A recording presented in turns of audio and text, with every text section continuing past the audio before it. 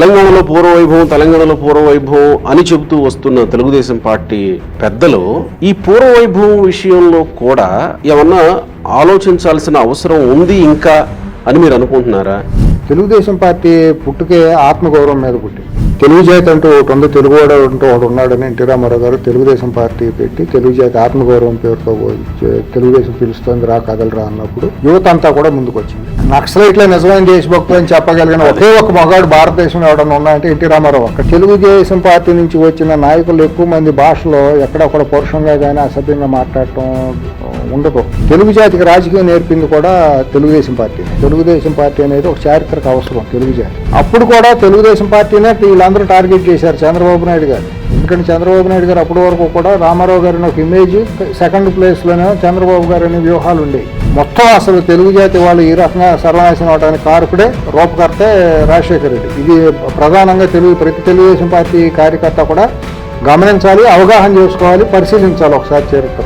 రాజశేఖర రెడ్డి చేసిన పలు కుతంత్రాల కుట్రల ద్వారా అప్పుడు 10 ఏళ్ళు అధికారంలో ఉండటం మూలాన యాంటీ ఇన్కంబెన్సీ రావడంతో 2004లో పార్టీ ఓడిపోయింది. తెలుగుదేశం పార్టీకి అన్ని కాలాల్లోనూ వెన్నెముకగా నిలబడిన 2 ప్రాంతాలు తెలంగాణ, రాయలసీమ. మరి ఇంత యుద్ధ ప్రాతిపదిక మీద పార్టీని బలపరుచుకోవాలి. రేపు నెక్స్ట్ టర్మ్ కొత్త జనరేషన్ ముందుకు తీసుకురావాలని అంటే పాత చెత్తను తీసేయాలి.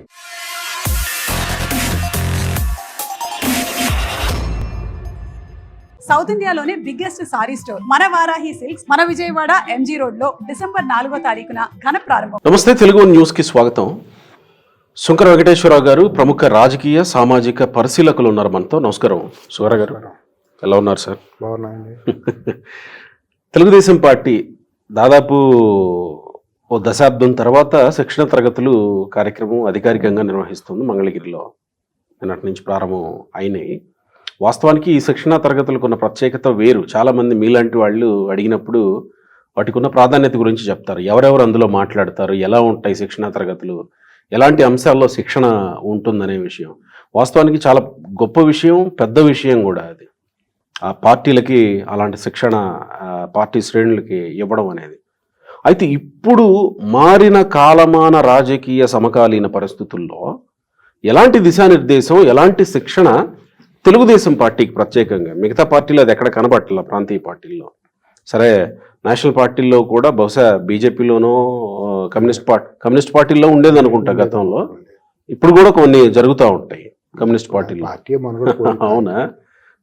వాళ్ళకి ఎలాంటి దిశానిర్దేశం ఇప్పుడున్న పరిస్థితుల్లో అవసరం?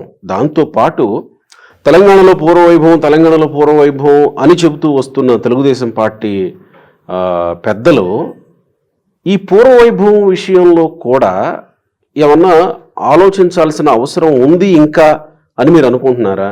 ఇంకెప్పుడు పూర్వవైభవం అనే ప్రశ్నలు వస్తున్నప్పుడు అక్కడ సైన్యాన్ని రెడీ చేసుకుంటున్నారు. సరే, ఇక్కడ సైన్యం కావాలనుకుంటున్నట్ట, లేదు అవసరం లేదనుకుంటున్నట్ట, లేదు ఇంకొంతకాలం వేచి చూడాలని అనుకుంటున్నట్ట, ఎట్లా అర్థం చేసుకోవాలి? ఎందుకంటే ఇది చాలా విస్తృతమైన సబ్జెక్ట్. ఆ పార్టీ అంటేనే ఒక భావోద్వేగానికి సంబంధించినటువంటి తెలుగుదేశం పార్టీ ప్రస్థానం పుట్టుక దగ్గర నుంచి కూడా. శిక్షణా తరగతులు మీరు 10 సంవత్సరాలు అన్నారు. నాకు తెలిసి 10 కాదు, 25 సంవత్సరాలు పైగా లేవు శిక్షణా తరగతులు అనేవి లేవు. గండిపేటలో ఎన్టీ రామారావు గారి తర్వాత, గండిపేట తర్వాత శిక్షణా తరగతులు అనేవి జరగలే. ఊరినే తూతు మాత్రంగా జరిగి ఉండొచ్చు, కానీ శిక్షణా తరగతులు కానే కాదు. అసలు శిక్షణా తరగతులు జరిగింది గండిపేటలోనే. అంటే గండిపేటకే ముందు కొద్దిగా అంత మునుపు కూడా నగరంలో కొన్ని చోట్ల నిర్వహించేవారు. ఎన్టీఆర్ ముఖ్యమంత్రిగా ఉన్నప్పుడే అని అంటారు, అది వాస్తవం అంతవరకే. Okay okay. అది కూడా ఏంటంటే అది ఎన్టీ రామారావు గారి ఆలోచన కానే కాదు. ఓకే. ఇప్పుడు పార్టీ పుట్టుక గోపి గారు అక్కడి నుంచి మనం విస్తృతంగా మాట్లాడాలి. అందుకనే నేను, ఎందుకంటే ఇది ప్రజల్లో కొత్తగా వచ్చిన జన్జీ అని కొత్తగా తరం కూడా తెలుగుదేశం పార్టీలో ఉన్న యువకులు, పిల్లలందరూ కూడా తెలుసుకోవాలి. తెలుగుదేశం పార్టీ పుట్టుకలో రామారావు గారితో పాటు నాదెళ్ల భాస్కరరావు గారు కూడా ప్రధానమైన భాగస్వామ్యం. సిద్ధాంతపరంగా మేనిఫెస్టో తయారు చేయడం, అదంతా కూడా పార్టీ నియమావళిని మేనిఫెస్టో తయారు చేయడంలో ఆయన ప్రధానమైన, నాదెళ్ల భాస్కరరావు గారు కూడా ప్రధానమైన భాగస్వామ్యం. అప్పుడు ఆయనతో పాటు నల్లపరెడ్డి శ్రీనివాసరెడ్డి గారు, బెజవాడ బాపిరెడ్డి గారు, ఇటువంటి మహామహులు అప్పుడు కాంగ్రెస్లో అసమ్మితిగా ఉన్న వాళ్ళందరూ కూడా వచ్చారు. రామారావు గారికి ఉన్న విశేషమైన ప్రజాదరణ, వీళ్ళ యొక్క చాణక్యత అంతా కలిసి 83 ఎన్నికల్లో గెలవటానికి, ప్రచారం చేయడానికి ఇది చేశారు.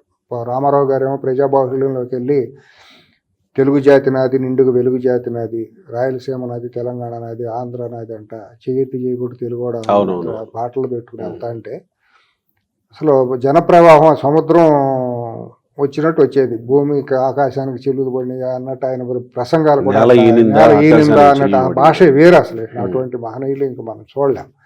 ఆయన ప్రజాబాహుళ్యంలోకి చేదన రథంతో వెళ్తే 9 నెలలు అహర్నిశలు నిద్రాహారాలు మాని హరికృష్ణ గారు డ్రైవర్గా ఇంకా చాలామంది మిత్రులందరూ ఆ రోజు అందరూ కూడా గోపి గారు మీరు పుట్టి ఉండకపోతారు, పుట్టలేదు, నాకు ఓటకు కూడా లేదు పార్టీ వచ్చినప్పుడు. ఇంకా నాకు పార్టీ పెట్టిన 2 ఏళ్ళ కానీ నాకు ఓటకు రాలేదు.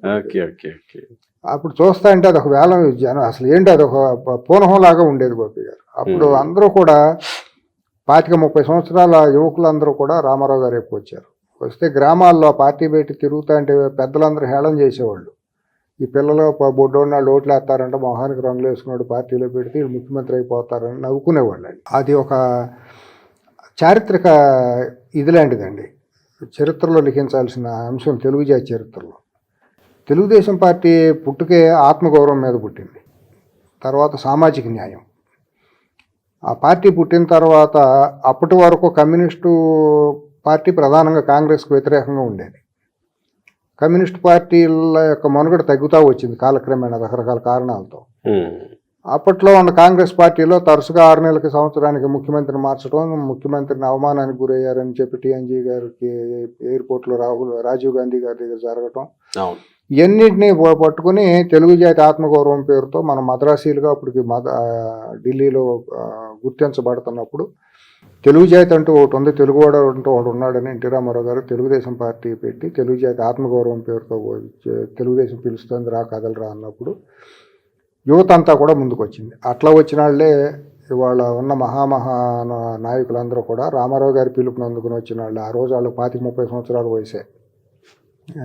తీసుకుంటే అయ్యనపాత్రుడు గారు, తులసిరెడ్డి గారు, లేకపోతే మన ఈ మండ వెంకటేశ్వరరావు గారు, కడియం శ్రీహరి గారు, మోతుపల్లి నరసింహులు గారు, నగేష్ గారు అని గిరిజన ఇది ఆయన ఉండేవారు, అటు సత్యనారాయణ గారు, ఒకళ్ళే ఉంది అసలు.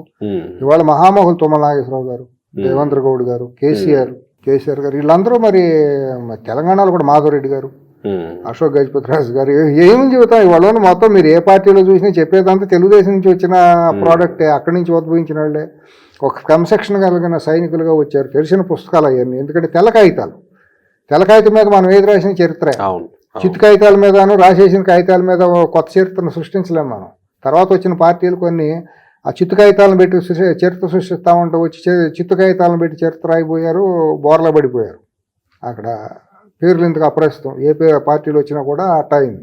తెలుగుదేశం యొక్క బ్యూటీ ఏంటంటే గోపి గారు, ఆ రోజు యువత మీలాంటి జర్నలిస్టులు, డాక్టర్లు అందరూ వచ్చేసి చదువు తక్కువ ఉన్నాళ్ళు కూడా వస్తే వాళ్ళు టికెట్ ఇచ్చిన తర్వాత అప్పుడు ఏమైందంటే ఆ క్రమంలో లోక్దళ్ అనే పార్టీ మనుగడ కోల్పోయే పరిస్థితి వచ్చిన తర్వాత సోషలిస్టులు బలంగా ఉన్న నేపథ్యం, కమ్యూనిస్టులు సోషలిస్టులు ఇక్కడ బాగా బలంగా ఉన్న తెలుగు నేల మంది ఉమ్మడి రాష్ట్రం అప్పుడు సోషలిస్టులుగా ఉన్నటువంటి వాళ్ళందరూ కూడా తుమ్మల చౌదరి గారు, లేకపోతే యలమంచి శివాజీ గారు, గౌతు లచ్చన్న గారు, ఇటువంటి వాళ్ళందరూ కూడా తెలుగుదేశం పార్టీలోకి వచ్చేసారు. మింటే పద్మనాభం గారు లాంటి వీళ్ళందరూ, ఇక్కడ సత్యనారాయణ గారు, చాలామంది ఉన్నారు ఆ వయసులో. నాకు చాలా పెద్ద వాళ్ళ పేర్లు కూడా నేను ఇప్పుడు ప్రస్తావించడం కష్టం కూడా నాకు తెలియదు. వాళ్ళందరూ పార్టీలోకి వచ్చినప్పుడు ఆ రకంగా ఆ సిద్ధాంతపరమైన ఇది కూడా దీంట్లోకి వచ్చేసింది, సోషలిజం అనేది కూడా వచ్చేసింది. భావజాలం రామారావు గారిలో కూడా సోషలిస్ట్ భావజాలం చిన్నప్పటి నుంచి ఆయనలో ఉంది, కమ్యూనిస్ట్ భావజాలం కూడా ఉంది. నక్సలైట్ల నిజమైన దేశభక్తులు అని చెప్పగలిగిన ఒకే ఒక మగాడు భారతదేశంలో ఎవడన్నా ఉన్నా అంటే ఎన్టీ రామారావు అక్కడే. అదే అనుభూతున్నాను నేను కూడా. అట్లా ఇక కమ్యూనిస్ట్ పార్టీని జత చేసుకుని వాళ్ళ తర్వాత వాళ్ళని భావసారూప్యం గల పార్టీలుగా అన్ని ఏకమైపోతా ఫస్ట్ కలవల 83 ఎన్నికలప్పుడు కమ్యూనిస్టులు కలవల. సంజయ్ విచార్ మంచి ఒకటే కలిసింది, లోక్దళాలు కూడా ఇప్పుడు కలలేదు. నాదెళ్ల భాస్కరరావు గారి ఎపిసోడ్ అయిపోయిన తర్వాత 84-85 అయ్యేటప్పటికి ఆల్మోస్ట్ ఇక సోషలిస్టులు అందరూ కూడా వచ్చేసిన ఆ టైంలో అప్పుడు పార్టీని నిర్మాణం చేయాలి. పార్టీ నిర్మాణం చేయాలంటే ఈ శిక్షణా తరగతుల ద్వారా చేయొచ్చు అనేది అప్పుడు మింటే పద్మనాభం గారు, తుమ్మల చౌదరి గారు, ఇటువంటి వాళ్ళందరూ చేరి దానికి ఒక నియమావళి చేసి పార్టీ ఇక్కడ శిక్షణా తరగతులు అనేది, అప్పుడు కమ్యూనిస్ట్ పార్టీలోనే శిక్షణా తరగతులు ఉండేవి.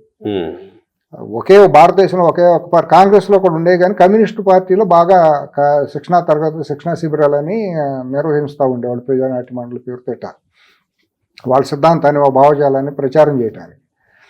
అట్లా తెలుగుదేశం పార్టీ మొట్టమొదటిగా శిక్షణా తరగతులు నిర్వహించి దాంట్లో మహామహులు సబ్జెక్టులో గొప్ప గొప్ప వాళ్ళందరినీ వ్యక్తిత్వ వికాసం ఎట్లా ఉండాలి, రాజకీయ ప్రసంగాలు ఎట్లా ఇవ్వాలి, ఒక ఆర్థిక శాస్త్రాన్ని ఎట్లా చేయాలి, ఒకవేళ సభలో మాట్లాడాలంటే ఏ రకంగా మాట్లాడాలి, అసెంబ్లీలో మాట్లాడాలంటే ఎట్లా మాట్లాడాలి, వీటన్నిటి మీద ఒక సమగ్రంగా సుశిక్షితులుగా సైనికులను తయారు చేసేవారు. వచ్చినప్పుడు అందరూ పసుపు రంగు చొక్కా వేసుకుని వచ్చి మా తెలుగు తల్లికి మల్లెపూదండ అనే ముందు పాటతో ప్రారంభం జరిగి ప్రతి ఒక్కళ్ళు అక్కడ 6 రోజులు 10 రోజులు గండిపేటలో ఉండి అక్కడ జాతీయ రాజకీయ శిక్షణా తరగతులు కానీ ఒక ఇన్స్టిట్యూట్ కూడా పెట్టి ప్రొఫెసర్లు లక్ష్మణ్ గారు అటువంటి వాళ్ళు అందరూ ఉండేవారు. తెలుగు భాష, తెలుగు సంస్కృతి ఇవన్నీ కూడా నేర్పుతా వాళ్ళందరితోనూ చేస్తూ వచ్చినప్పుడు వీళ్ళలో ఒక రకమైన ఎవరైనా మనకి తెలియనప్పుడు మనం ఆర్డినరీగానే ఉంటాం కదా, ఒక రాయిగా ఉంటుంది, సానబడితే అది వజ్రం వస్తుంది. అట్లాగే తెలుగుదేశం పార్టీ ద్వారా వీళ్ళందరూ కూడా మంచి నాయకులుగా తయారయ్యారు. అందుకనే తెలుగుదేశం పార్టీ నుంచి వచ్చిన నాయకులు ఎక్కువ మంది భాషలో ఎక్కడొక్కడ పరుషంగా కానీ అసభ్యంగా మాట్లాడటం ఉండదు. చాలా తక్కువ మంది, 100 పాళ్ళు ఉండదని నేను అన్న, చాలా తక్కువగా ఉంటారు ఆ సంస్కారం అదంతా. అట్లాగే రాజకీయాల ఈ సంస్కారంతో పాటు గోపి గారు తెలుగు నేల మీద అప్పుడు ఉమ్మడి రాష్ట్రంలో తెలుగు జాతికి రాజకీయం నేర్పింది కూడా తెలుగుదేశం పార్టీనే. అందుకనే నా వ్యక్తిగతంగా ఏంటంటానంటే తెలుగుదేశం పార్టీ అనేది ఒక చారిత్రక అవసరం తెలుగు జాతికి. అంత మునుపు ఎప్పుడు చేయలే, ఏ పార్టీ ద్వారా కూడా జరగని రాజకీయం నేర్పడం అంటే మీరు ఒక మాట అన్నారు, దాని మీద డెఫినెట్ గా విమర్శించే వాళ్ళు ఉంటారు. అంటే అంతకుముందు రాజకీయం లేదా రాజకీయ పార్టీ లేదా అనే వాళ్ళు కూడా ఉంటారు. రాజకీయం నేర్పడం అంటే అదే నేను చెబుతాను, అదే అక్కడే చెప్పబోతాను. సామాజిక న్యాయం పేరుతో ఓకే రాజకీయం నేర్పడం అంటే అప్పుడు కొన్ని వర్గాలు కొన్ని కుటుంబాల చేతుల్లోనే ఉండేది. అప్పుడు రామారావు గారు పార్టీ పెట్టినప్పుడు ఆయన ప్రచారంలో కుక్కమూతి పిందులు అని చెప్పి వారసత్వాన్ని ఆయన వ్యతిరేకించారు. రాజకీయ వారసులుగానే కొంతమంది కొన్ని కుటుంబాలు కొన్ని కులాల గుప్పిట్లో రాజకీయం అనేది ఉండటం, ఈ దళితులు బీసీలు ఆ పటేల్ పట్వారీ వ్యవస్థ మున్సిపు కరణాల వ్యవస్థలు ఇవన్నీ ఉన్నప్పుడు చెప్పులు తీసుకుని వాళ్ళ ముందు నడవాల్సిన దుస్థితిలో గ్రామాల్లో ఉండేది. పెత్తందారి తనాలు చాలా తీవ్రంగా ఉండేవి. రాజ్యాధికారం బీసీలకు అప్పట్లో లేదు. దీన్ని కొట్టాలి అంటే ఎట్టా అనేది అప్పుడు ఈ సోషలిస్ట్ నాయకులుగా ఉన్న వాళ్ళు అందరూ కూడా, నాదెళ్ల భాస్కర్ గారు ఇటువంటి వాళ్ళు అందరూ కూడా పార్టీని బలం చేయాలంటే ఏ రకమైన సిద్ధాంతాన్ని మనం అనుసరించాలనేది ఒక డాక్యుమెంటేషన్ చేశారు. ఆ డాక్యుమెంటేషన్ తర్వాత ఇంప్లిమెంటేషన్లోకి వచ్చింది. ఆ ఇంప్లిమెంటేషన్కి వచ్చిన టైంలో బీసీ రిజర్వేషన్ 50% బీసీ రిజర్వేషన్లు, తద్వారా రాజ్యాధికారం అనేది బీసీల చేతుల్లోకి వచ్చింది. పటేల్ పట్వారీ వ్యవస్థ రద్దు చేయడం ద్వారా దళితులందరూ కూడా ఆత్మగౌరవంతో మనుషులుగా బతకడానికి అవకాశం ఏర్పడింది. ప్రధానంగా తెలంగాణలో అప్పటి వరకు చాలా దాసి శృంఖలాలతో ఉండేది. ఒక్కొక్క ఊళ్ళో మున్సిపులు, మన కోస్తా జిల్లాలో మున్సిపులు అనేవాళ్ళు, రాయలసీమలోనే రెడ్డి అంటారు. రెడ్డి అంటే మున్సిపు కింద లెక్క. రెడ్డి అనే తర్వాత కులం రకరకాలైంది. వాళ్ళ ముందు నడవాలంటే కూడా చెప్పులు తీసుకుని నడవాలి, వస్తాంటే లేచి నిలబడాలి, ఇంత ఇదిగా ఉండేది.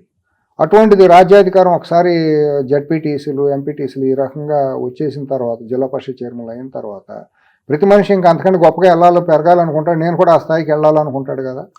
ఆ రకమైన ఆత్మగౌరవం అనేది తెలుగు జాతిలో వచ్చిన తర్వాత రాజకీయం అది అసలైన రాజకీయం అప్పుడు రాజకీయం అప్పుడు మొదలైంది. మేము కూడా మనుషులమైన, మాకు కూడా రాజ్యాధికారం.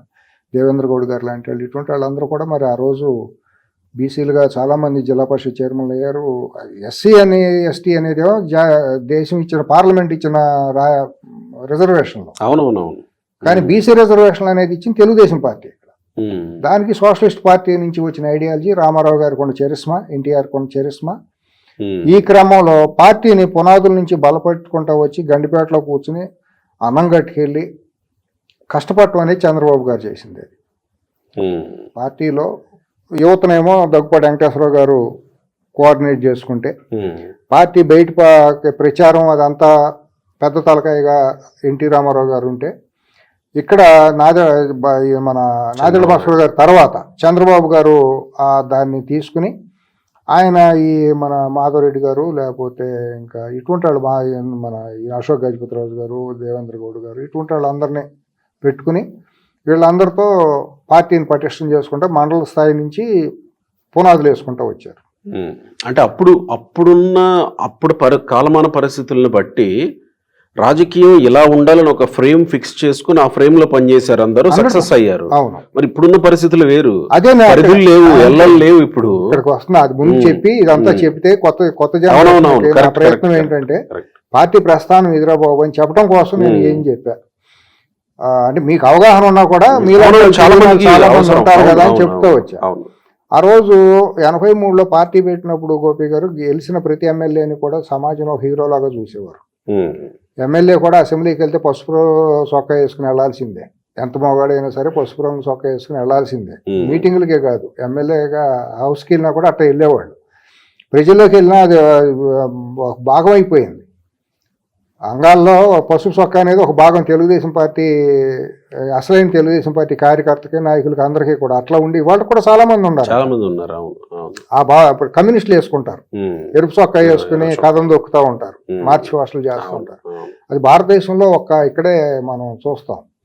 అటువంటి ప్రస్థానం చేసుకుంటూ వచ్చిన తర్వాత కాలక్రమంలో ఏమైపోయిందంటే ఎన్టీ రామారావు గారు 96 ఎపిసోడ్ అయిపోయిన తర్వాత, ఆయన కాలం చేసిన తర్వాత పార్టీ ముఖ్యమంత్రి అధ్యక్షుడు అన్నీ చంద్రబాబు గారు అవటం, తర్వాత పార్టీ క్రమంగా కొన్ని కుదుపులకి, ఆటుపోట్లకి, ఒడిదుడుకులకి లోనవుతూ ఉండటం.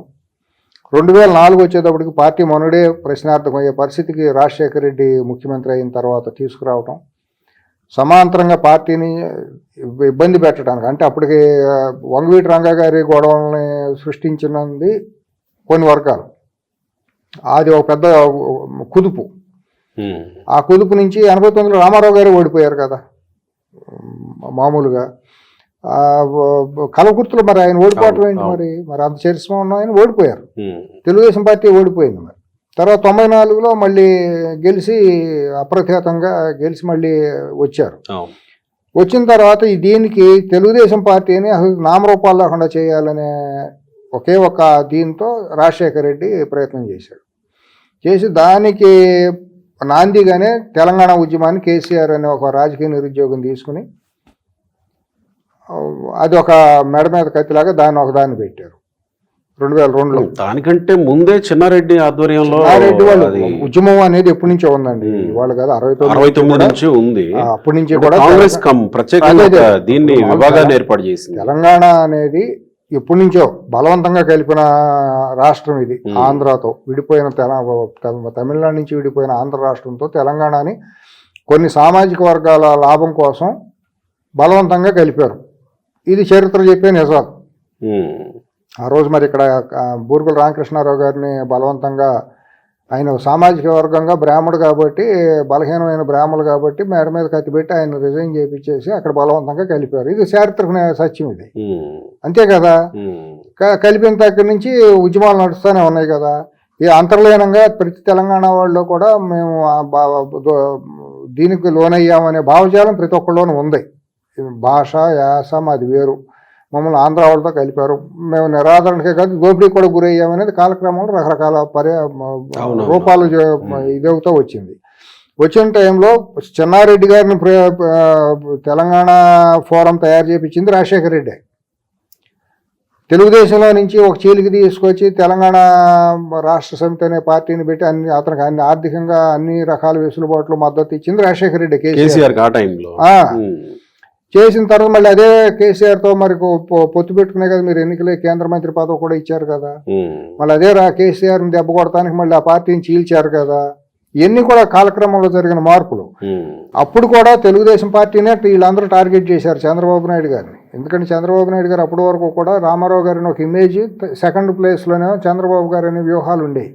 ఇప్పుడు చంద్రబాబు నాయుడే డైరెక్ట్ టార్గెట్ అవటం వచ్చింది.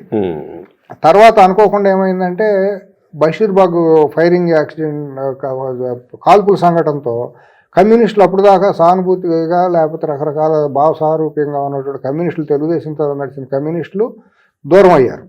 కమ్యూనిస్టులు దూరం చేసిన కూడా రాజశేఖర రెడ్డి. ఆ రోజు బషీర్బాగ్ ఫైరింగ్లకి ఇవన్నీ అవటానికి కూడా కారకుడు మొత్తం అసలు తెలుగు జాతి వాళ్ళు ఈ రకంగా సర్వనాశనం అవడానికి కారకుడే రూపకర్తే రాజశేఖర రెడ్డి. ఇది ప్రధానంగా ప్రతి తెలుగుదేశం పార్టీ కార్యకర్త కూడా గమనించాలి, అవగాహన చేసుకోవాలి, పరిశీలించాలి ఒకసారి చేరుతున్నాయి. ఎందుకంటే ఇది ఎంత గమనం ఉంటే గానీ అతను నిజమైన తెలుగుదేశం పార్టీ తెలియాలి కదా, తెలియాలి. అతను 10 మందికి చెప్పాలి, సమాజంలోకి వెళ్ళి బాధ్యత గల కార్యకర్తగా వెళ్ళి చెప్పాలి. ఇదే నేను వ్యక్తిగత నింద వేయటం కాదు. మీరు చరిత్రను పరిశీలిస్తే ప్రతి మనిషి కూల్గా కనుక ఆలోచిస్తే కళ్ళ ముందు కనిపించే సత్యం ఇదంతా కూడా. అట్టా 2004లో తెలుగుదేశం పార్టీ ఈ ఆరోపణలు అప్పుడున్న డ్రాట్ కానివ్వండి, విద్యుత్ సంస్కరణల మూలాన తీసుకున్న చర్యలతో బషీర్బాగ్ కాల్పులు, రాజశేఖర రెడ్డి చేసిన పలు కుట్రల ద్వారా అప్పుడు 10 ఏళ్ళు అధికారంలో ఉండటం మూలాన యాంటీ ఇన్కంబెన్సీ రావడంతో 2004లో పార్టీ ఓడిపోయింది. ఓడిపోయిన తర్వాత తెలుగుదేశం పార్టీని ఇంకా బాగా బలహీనపరిచే ప్రయత్నాల్లో రకరకాలుగా ఉద్యమాలు, తెలంగాణ ఉద్యమం తీసుకురావటం, ప్రతిదానికి తెలుగుదేశాన్ని టార్గెట్ చేస్తా కేసీఆర్ కూడా ఒంటికాల మీద రావటం, మరీ ముఖ్యంగా తెలుగుదేశం పార్టీనే కాకుండా ఒక కులాన్ని కూడా టార్గెట్ చేస్తా హైదరాబాద్లో మాట్లాడటం, ఇవన్నీ కూడా మనం చూసుకుంటూ వచ్చాం. కక్ష సాధింపులు ఇవన్నీ కూడా వాళ్ళ కడుపు మంట అంతా కూడా తీర్చుకునే ప్రయత్నాలు చేసుకుంటూ వచ్చాం. ఈ ఒడిదుడుకులు అయిన తర్వాత 10 ఏళ్ల పాటు 2004 నుంచి 2014 వరకు చాలా ఇబ్బందులకు గురయ్యారు చంద్రబాబు నాయుడు గారు. పార్టీ శిక్షణా తరగతులే కాదు, అసలు పార్టీ ఎట్టా నడపాలనేది వచ్చినప్పుడు ఇంక శిక్షణా తరగతులు ఎక్కడ ఉంటాయి? ఓకే, అప్పటికి వచ్చిన బలమైన పునాదులతోనే పార్టీని సస్టైన్ చేసుకుంటూ వచ్చారు. ఎందుకంటే పునాదులు అంటే వీళ్ళందరూ నాయకులే కదా. అప్పుడు మన అయ్యన పాత్రుడు గారు, చిక్కల రామచంద్ర గారు, ఇటువంటి వాళ్ళందరూ, కడియం శ్రీహరి గారు, తుమ్మల నాయకులు, ఇటు ఒకళ్ళేనే మన వెంకటేశ్వర గారు, ఇటువంటి వాళ్ళందరూ దాన్ని బట్టే ప్రతి గ్రామాన ప్రధానంగా ఇంకోటి గోపి గారు, తెలుగుదేశం పార్టీకి అన్ని కాలాల్లోనూ వెన్నెముకగా నిలబడిన 2 ప్రాంతాలు, తెలంగాణ, రాయలసీమ. తెలంగాణ అంటే బీసీలు ప్రతి ఒక్కళ్ళు కూడా, దళితులు, బీసీలు అందరూ కూడా తెలుగుదేశం పార్టీ మా కుటుంబ పార్టీకి ఇవాళ కూడా ఫీల్ అవుతారు.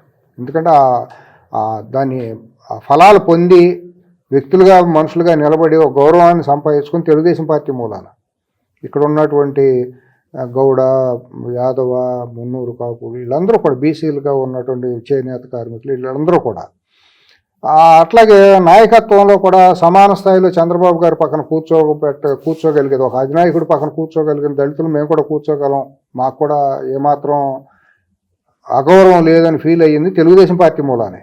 ఇవాళ కూడా అది ఆ గౌరవం తెలుగుదేశం పార్టీలో, ఆ డిస్క్రిమినేషన్ ఎక్కడా ఉండదు.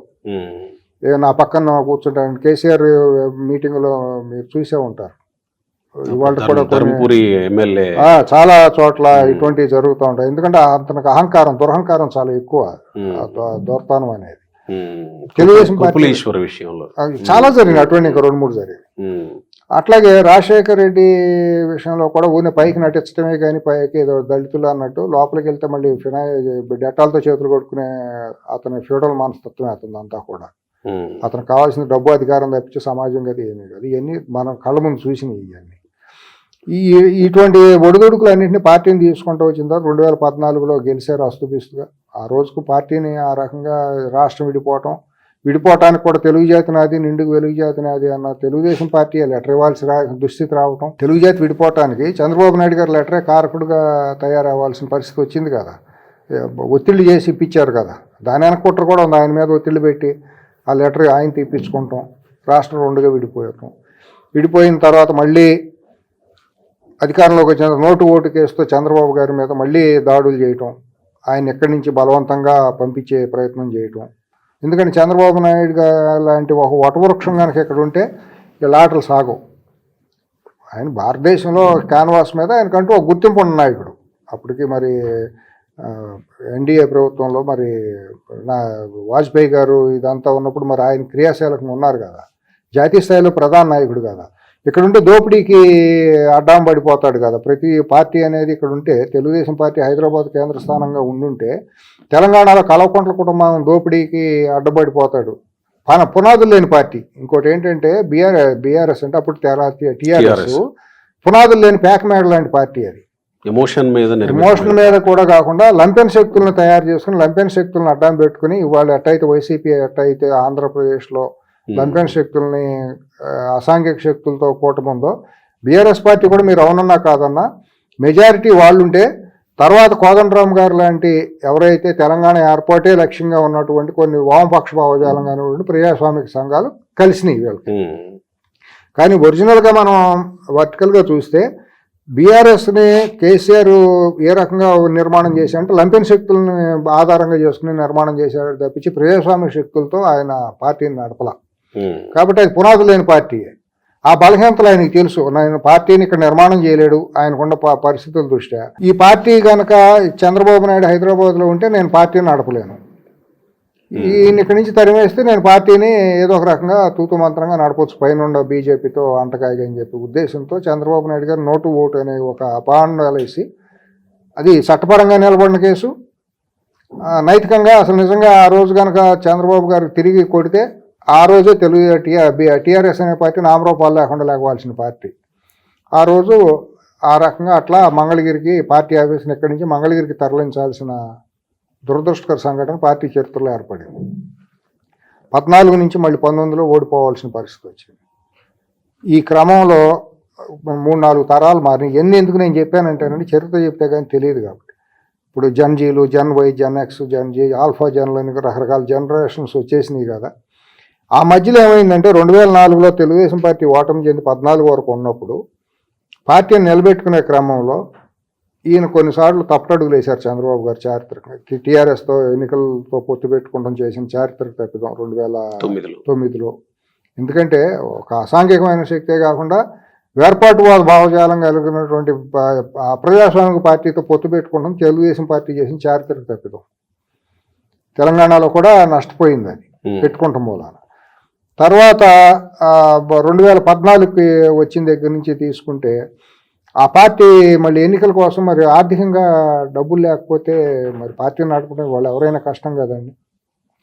డబ్బులు ఉంటే చాలు, పార్టీకి మనం నడపలేము, ఎన్నికల ఖర్చుల కోసం కావాలని చెప్పి చాలామందిని పార్టీలోకి వచ్చారు. వచ్చిన వాళ్ళకి పార్టీ జెండా ఏంటో తెలియదండి, జెండాలో ఉండే సింబల్స్ ఏముంటాయో తెలియదు వాళ్ళకి. 2004 తర్వాత వచ్చిన వాళ్ళలో ఆ తరాలకు కొత్తగా తయారైన వాళ్ళు ఉన్నారు. రియల్ ఎస్టేట్తోనో మాఫియాలతోనో లేకపోతే ఎన్ఆర్ఐల పేరుతోనో రకరకాలుగా డబ్బే ప్రధానంగా వచ్చిన వాళ్ళు చేరిపోయారు పార్టీలో. చేరిపోయి ఎలక్షన్ సింబల్ ఏమో సైకిల్, పార్టీ గుర్తు వేరుగా ఉంటుంది, చక్రము, నాగలి, గుడిసె అని. ఇవాళ కూడా చాలా మందికి ఆ గుడి అది కూడా చెప్పలేరు, 2 ఒకటేనో అనుకునే ప్రబుద్ధులు కూడా పార్టీలో తయారయ్యారు. వచ్చిన జనరేషన్స్ కూడా అసలు వాడికి ఏం తెలియదు, సైకిల్ గుర్తే మాది ఎలక్టోరల్ సింబల్ అంతే, అది ఎన్నికల గుర్తు. పార్టీ గుర్తు వేరు, గుడిసె, చక్రం, నాగలి, కార్మికుడికి, కర్షకులకి, శ్రామికుడికి. తర్వాత ఇల్లు అంటే ఒక పేదవాడికి అని, గుడిసె అనేది ఒక పేదవాడి సింబల్, పేదవాడి కోసం, కార్మికుడి కోసం, కర్షకుడి కోసం నిలబడ్డాము పార్టీ. ఆ పార్టీ అది కూడా తెలియని వాళ్ళు కొంతమంది పార్టీలో చేరిపోయారు. క్రమంగా ఏమైపోయిందంటే పార్టీలో శిక్షణా తరగతులు జరగల. అసలు ఉన్న లైబ్రరీ ఉంది కానీ అధికారం ఏదో నడుపుకొచ్చారు. కానీ తర్వాత కాలక్రమంలో ఆయన ముఖ్యమంత్రిగాను పార్టీ అధినేతగా ఉండటం, పార్టీని నడపాలంటే కొద్ది కష్టతరమైన పద్ధతుల్లో ఇవాళ జరుగుతున్నటువంటి శిక్షణా తరగతులు ఈ మధ్య ఈ ప్రస్థానంలో ఎక్కడ జరగల. ఇప్పుడు నేను చెప్పొచ్చేది ఏంటంటే, ఇంత చెప్పిన తర్వాత ఇవాళ జరుగుతున్న పరిణామ క్రమాన్ని వీటన్నింటిని అవగాహన చేసుకుని ఇవాళ కొత్తగా మొదలైన శిక్షణా తరగతుల్లో ఇదంతా చెప్పాల్సిన బాధ్యత ఇవాళ పార్టీకి ఉంది. తర్వాత చంద్రబాబు నాయుడు గారికి కూడా ఇవాళ 75 సంవత్సరాలు. ఆయన ఇన్ఎవిటబుల్గా రేపో మాపో ఆయన 4 ఏళ్ళకో 5 ఏళ్ళకో రిటైర్ అవ్వాల్సిందే.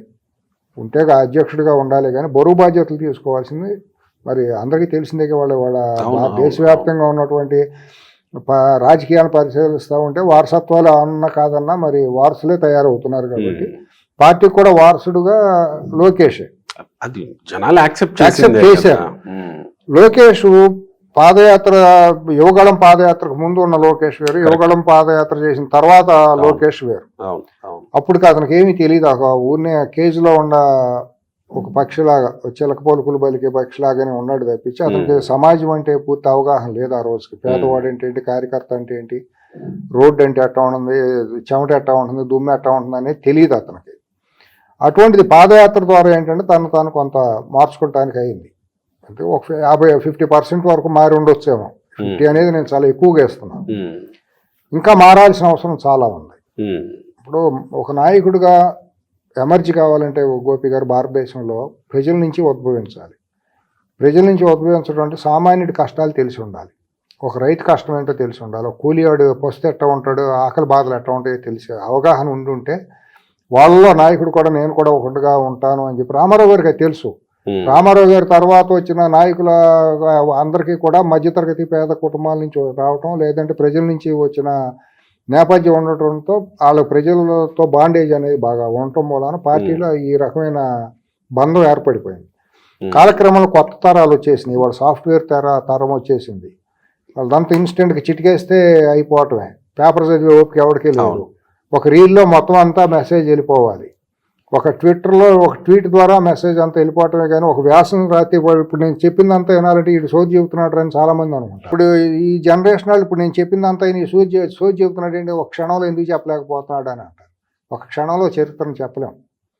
ఇవాళ జనరేషన్స్ అటువంటి ఆవేశపూరితమైన జన్జీ జనరేషన్స్ వచ్చేసి. మీరు జన్జీ అని అంటున్నారు కాబట్టి నాకు వచ్చిన ఇంకొక ఇదేంటంటే, మీరు చెప్పినట్టుగా ఎన్టీఆర్ టైంలో 82లో రాజకీయ పార్టీ పెట్టినప్పుడు అప్పుడున్న పరిస్థితులు, అప్పుడున్న రాజకీయాల పరిస్థితుల దృష్ట్యా అప్పుడు వచ్చిన వాళ్ళు వాళ్ళ భావజాలాలు అవన్నీ మ్యాచ్ అయినాయి, మొత్తం ఏకీకృతం అయ్యి పనిచేశారు.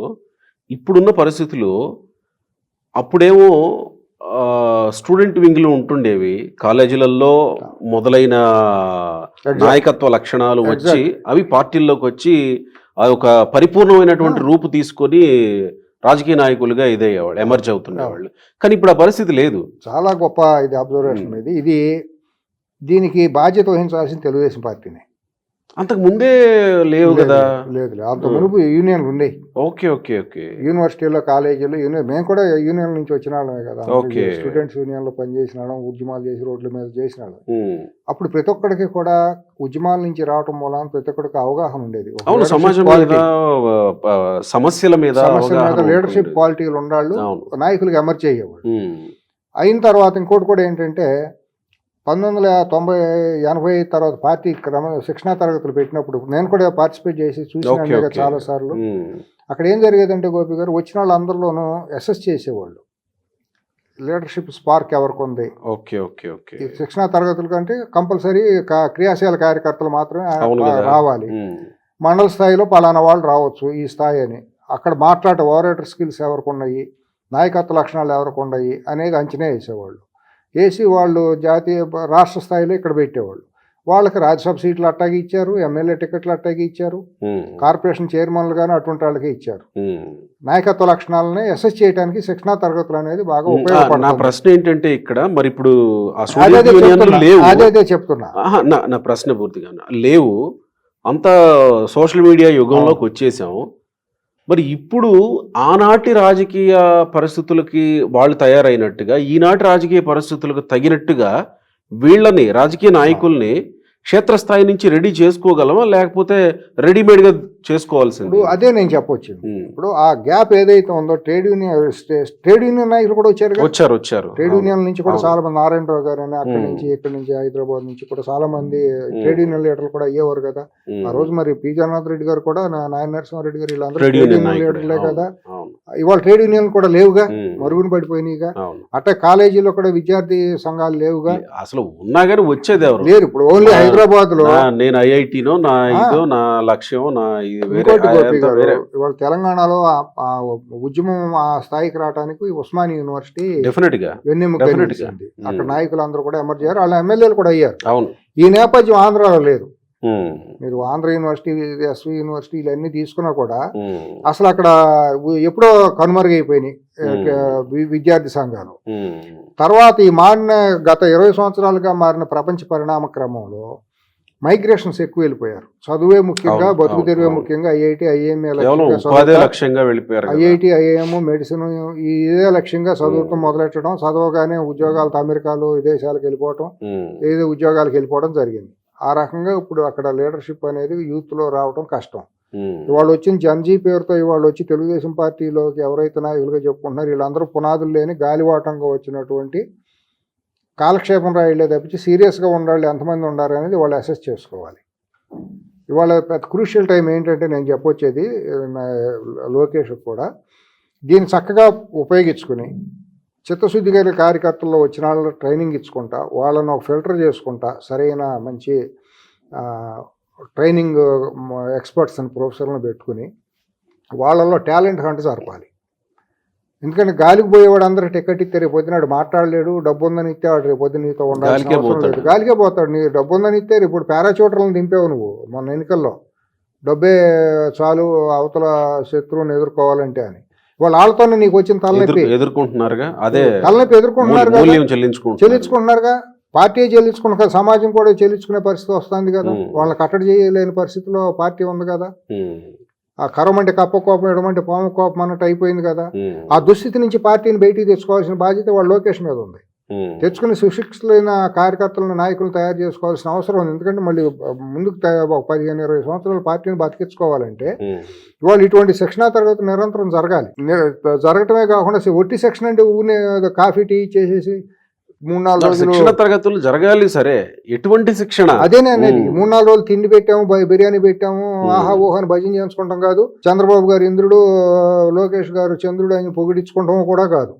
ఇవాళ వచ్చిన అవకాశాలు ఏంటంటే నాయకత్వాన్ని మీరు టాలెంట్ హంట్ చేయాలి. ఆ వచ్చిన వాళ్ళలో ఎవరిలో నాయకత్వ లక్షణాలు ఉన్నాయి. ఎందుకంటే పార్టీ సిద్ధాంతాన్ని ప్రజల్లోకి తీసుకెళ్లేది నాయకులే. వీళ్ళు ఎంతసేపు మాట్లాడినా, చంద్రబాబు గారు, లోకేష్ ఎంతసేపు మాట్లాడినా స్వోత్కర్ష అవుతుంది, లేకపోతే నలుగురిలో ట్రోల్ అవటానికి ఉంటుంది. కానీ ఆ అనుసంధానం చేసేది నాయకులండి, నాయకులు, కార్యకర్తలు. ఇప్పుడు ఇంకో దుస్థితి ఏంటంటే 2004 నుంచి మొదలైంది. మీరు పరిశీలిస్తే తెలుగుదేశం పార్టీ చేసినటువంటి గొప్ప సంక్షేమ కార్యక్రమాలు, అభివృద్ధి కార్యక్రమాలను చెప్పుకోలేని దుస్థితి పార్టీలో కాలక్రమంగా వచ్చేస్తూ వచ్చింది. ప్రతిదీ చంద్రబాబు గారే చెప్పుకోవాల్సిన ఆయన కూడా ఒప్పుకుంటున్న వాస్తవం. మరి ఏం చేస్తాడు? మరి అట్లా తయారైపోయింది. మరి అది ఎక్కడ లోపం ఉంది? దాన్ని ఒకటి గమనించాలి. ఇప్పుడు చంద్రబాబు గారు గమనించినా చేసేది లేదు, బాధ్యత గమనించాల్సింది లోకేష్దే. అవును. ఎందుకంటే మీరు మాట్లాడొద్దంటే వాళ్ళు మాట్లాడటం లేదా? పార్టీ గురించి చెప్పాల్సింది ఎవరండి? తండ్రి కొడుకే కాదు కదా. మంత్రులు ఉన్నారు, ఎమ్మెల్యేలు ఉన్నారు, కార్పొరేషన్ చైర్మన్లు ఉన్నారు. వీళ్ళందరూ ఏం చేస్తున్నారు? పదవుల కోసం మాట్లాడినంత అసంతృప్తి వెళ్ళగక్కుతున్నారు కదా. పదవులు రానప్పుడు సోషల్ మీడియా ద్వారా బహిరంగంగా వచ్చిన తర్వాత మీరు నోట్లో ఏం పెట్టుకుంటున్నారు? నోళ్ళు ఎందుకు పడిపోతున్నాయి? పార్టీ యొక్క బ్యూటీని చెప్పాల్సిన బాధ్యత మీకు లేదా? ఎంతసేపు తండ్రి కొడుకులకు భజన చేస్తే పార్టీ బతుకుతుందా? కార్యకర్తని, ప్రజలను అనుసంధానం చేయాల్సింది వీళ్ళేగా. కార్యకర్తలను పిలిచి వాళ్ళు అసంతృప్తిని ఏంటని గమనించి చెప్పాల్సింది, అధిష్టానానికి చెప్పాల్సింది వీళ్ళేగా. ఇంకోటి కూడా, ఎందుకంటే నేను విశ్లేషణ ఇదంతా కొద్దిగా చెప్పదలుచుకుంది ఏంటంటే గోపి గారు, పొలిట్ బ్యూరో కూడా నామకే వాస్తేగా తయారైపోయింది. 85, 89 ఆ టైంలో పొలిట్ బ్యూరో అంటే దాని లెజెండ్స్ ఉండేవాళ్ళు. పార్టీలో ఏదైనా సంక్షోభం వస్తే వాళ్ళు ఇమీడియట్గా దాన్ని ఒక క్వశ్చన్ షాక్ అబ్జర్వర్ లాగా తయారైపోయి వాళ్ళు బాధ్యతలు తీసుకుని దాన్ని ఆ సమస్యను పరిష్కారం చేసేవాళ్ళు. ఇవాళ పొలిట్ బ్యూరోలు ఎవరికీ తెలియదు. పొలిట్ బ్యూరోలు ఉండాలకి వ్యక్తిత్వాలు లేవు, హోదాలు, స్థాయిలు కూడా లేవు. హోదా స్థాయిని డబ్బు గురించి కాదు, సమాజంలో ఒక పెద్దరకం అనేది తెలియాలిగా. అటువంటి వాళ్ళు లేరు అసలు. పొలిట్ బ్యూరో ఎవరో కూడా తెలియని, మనుగడ లేని పరిస్థితిగా పొలిట్ బ్యూరో తయారైంది. అంటే కొంతమంది చెప్పుకోదగిన వాళ్ళు ఉన్నారు, కానీ ఎందుకో వాళ్ళు కూడా పెద్దగా మాట్లాడట్లేదండి. ఎవరో ఉన్నారండి. నా ఉద్దేశం, ఎందుకంటే నేను పరిశీలించే చెబుతున్నా తప్పించి నాకు వేరే ఇదే. పొలిట్ బ్యూరోని కూడా ఒక నిబద్ధత కలిగినటువంటి వాళ్ళతో పెట్టుకోవాలి. ఇంకో ప్రధాన సమస్య ఏంటంటే పార్టీలో ఎదుర్కొంటుంది, ఎన్ఆర్ఐలను ఇంపోర్ట్ చేసుకుంటాం.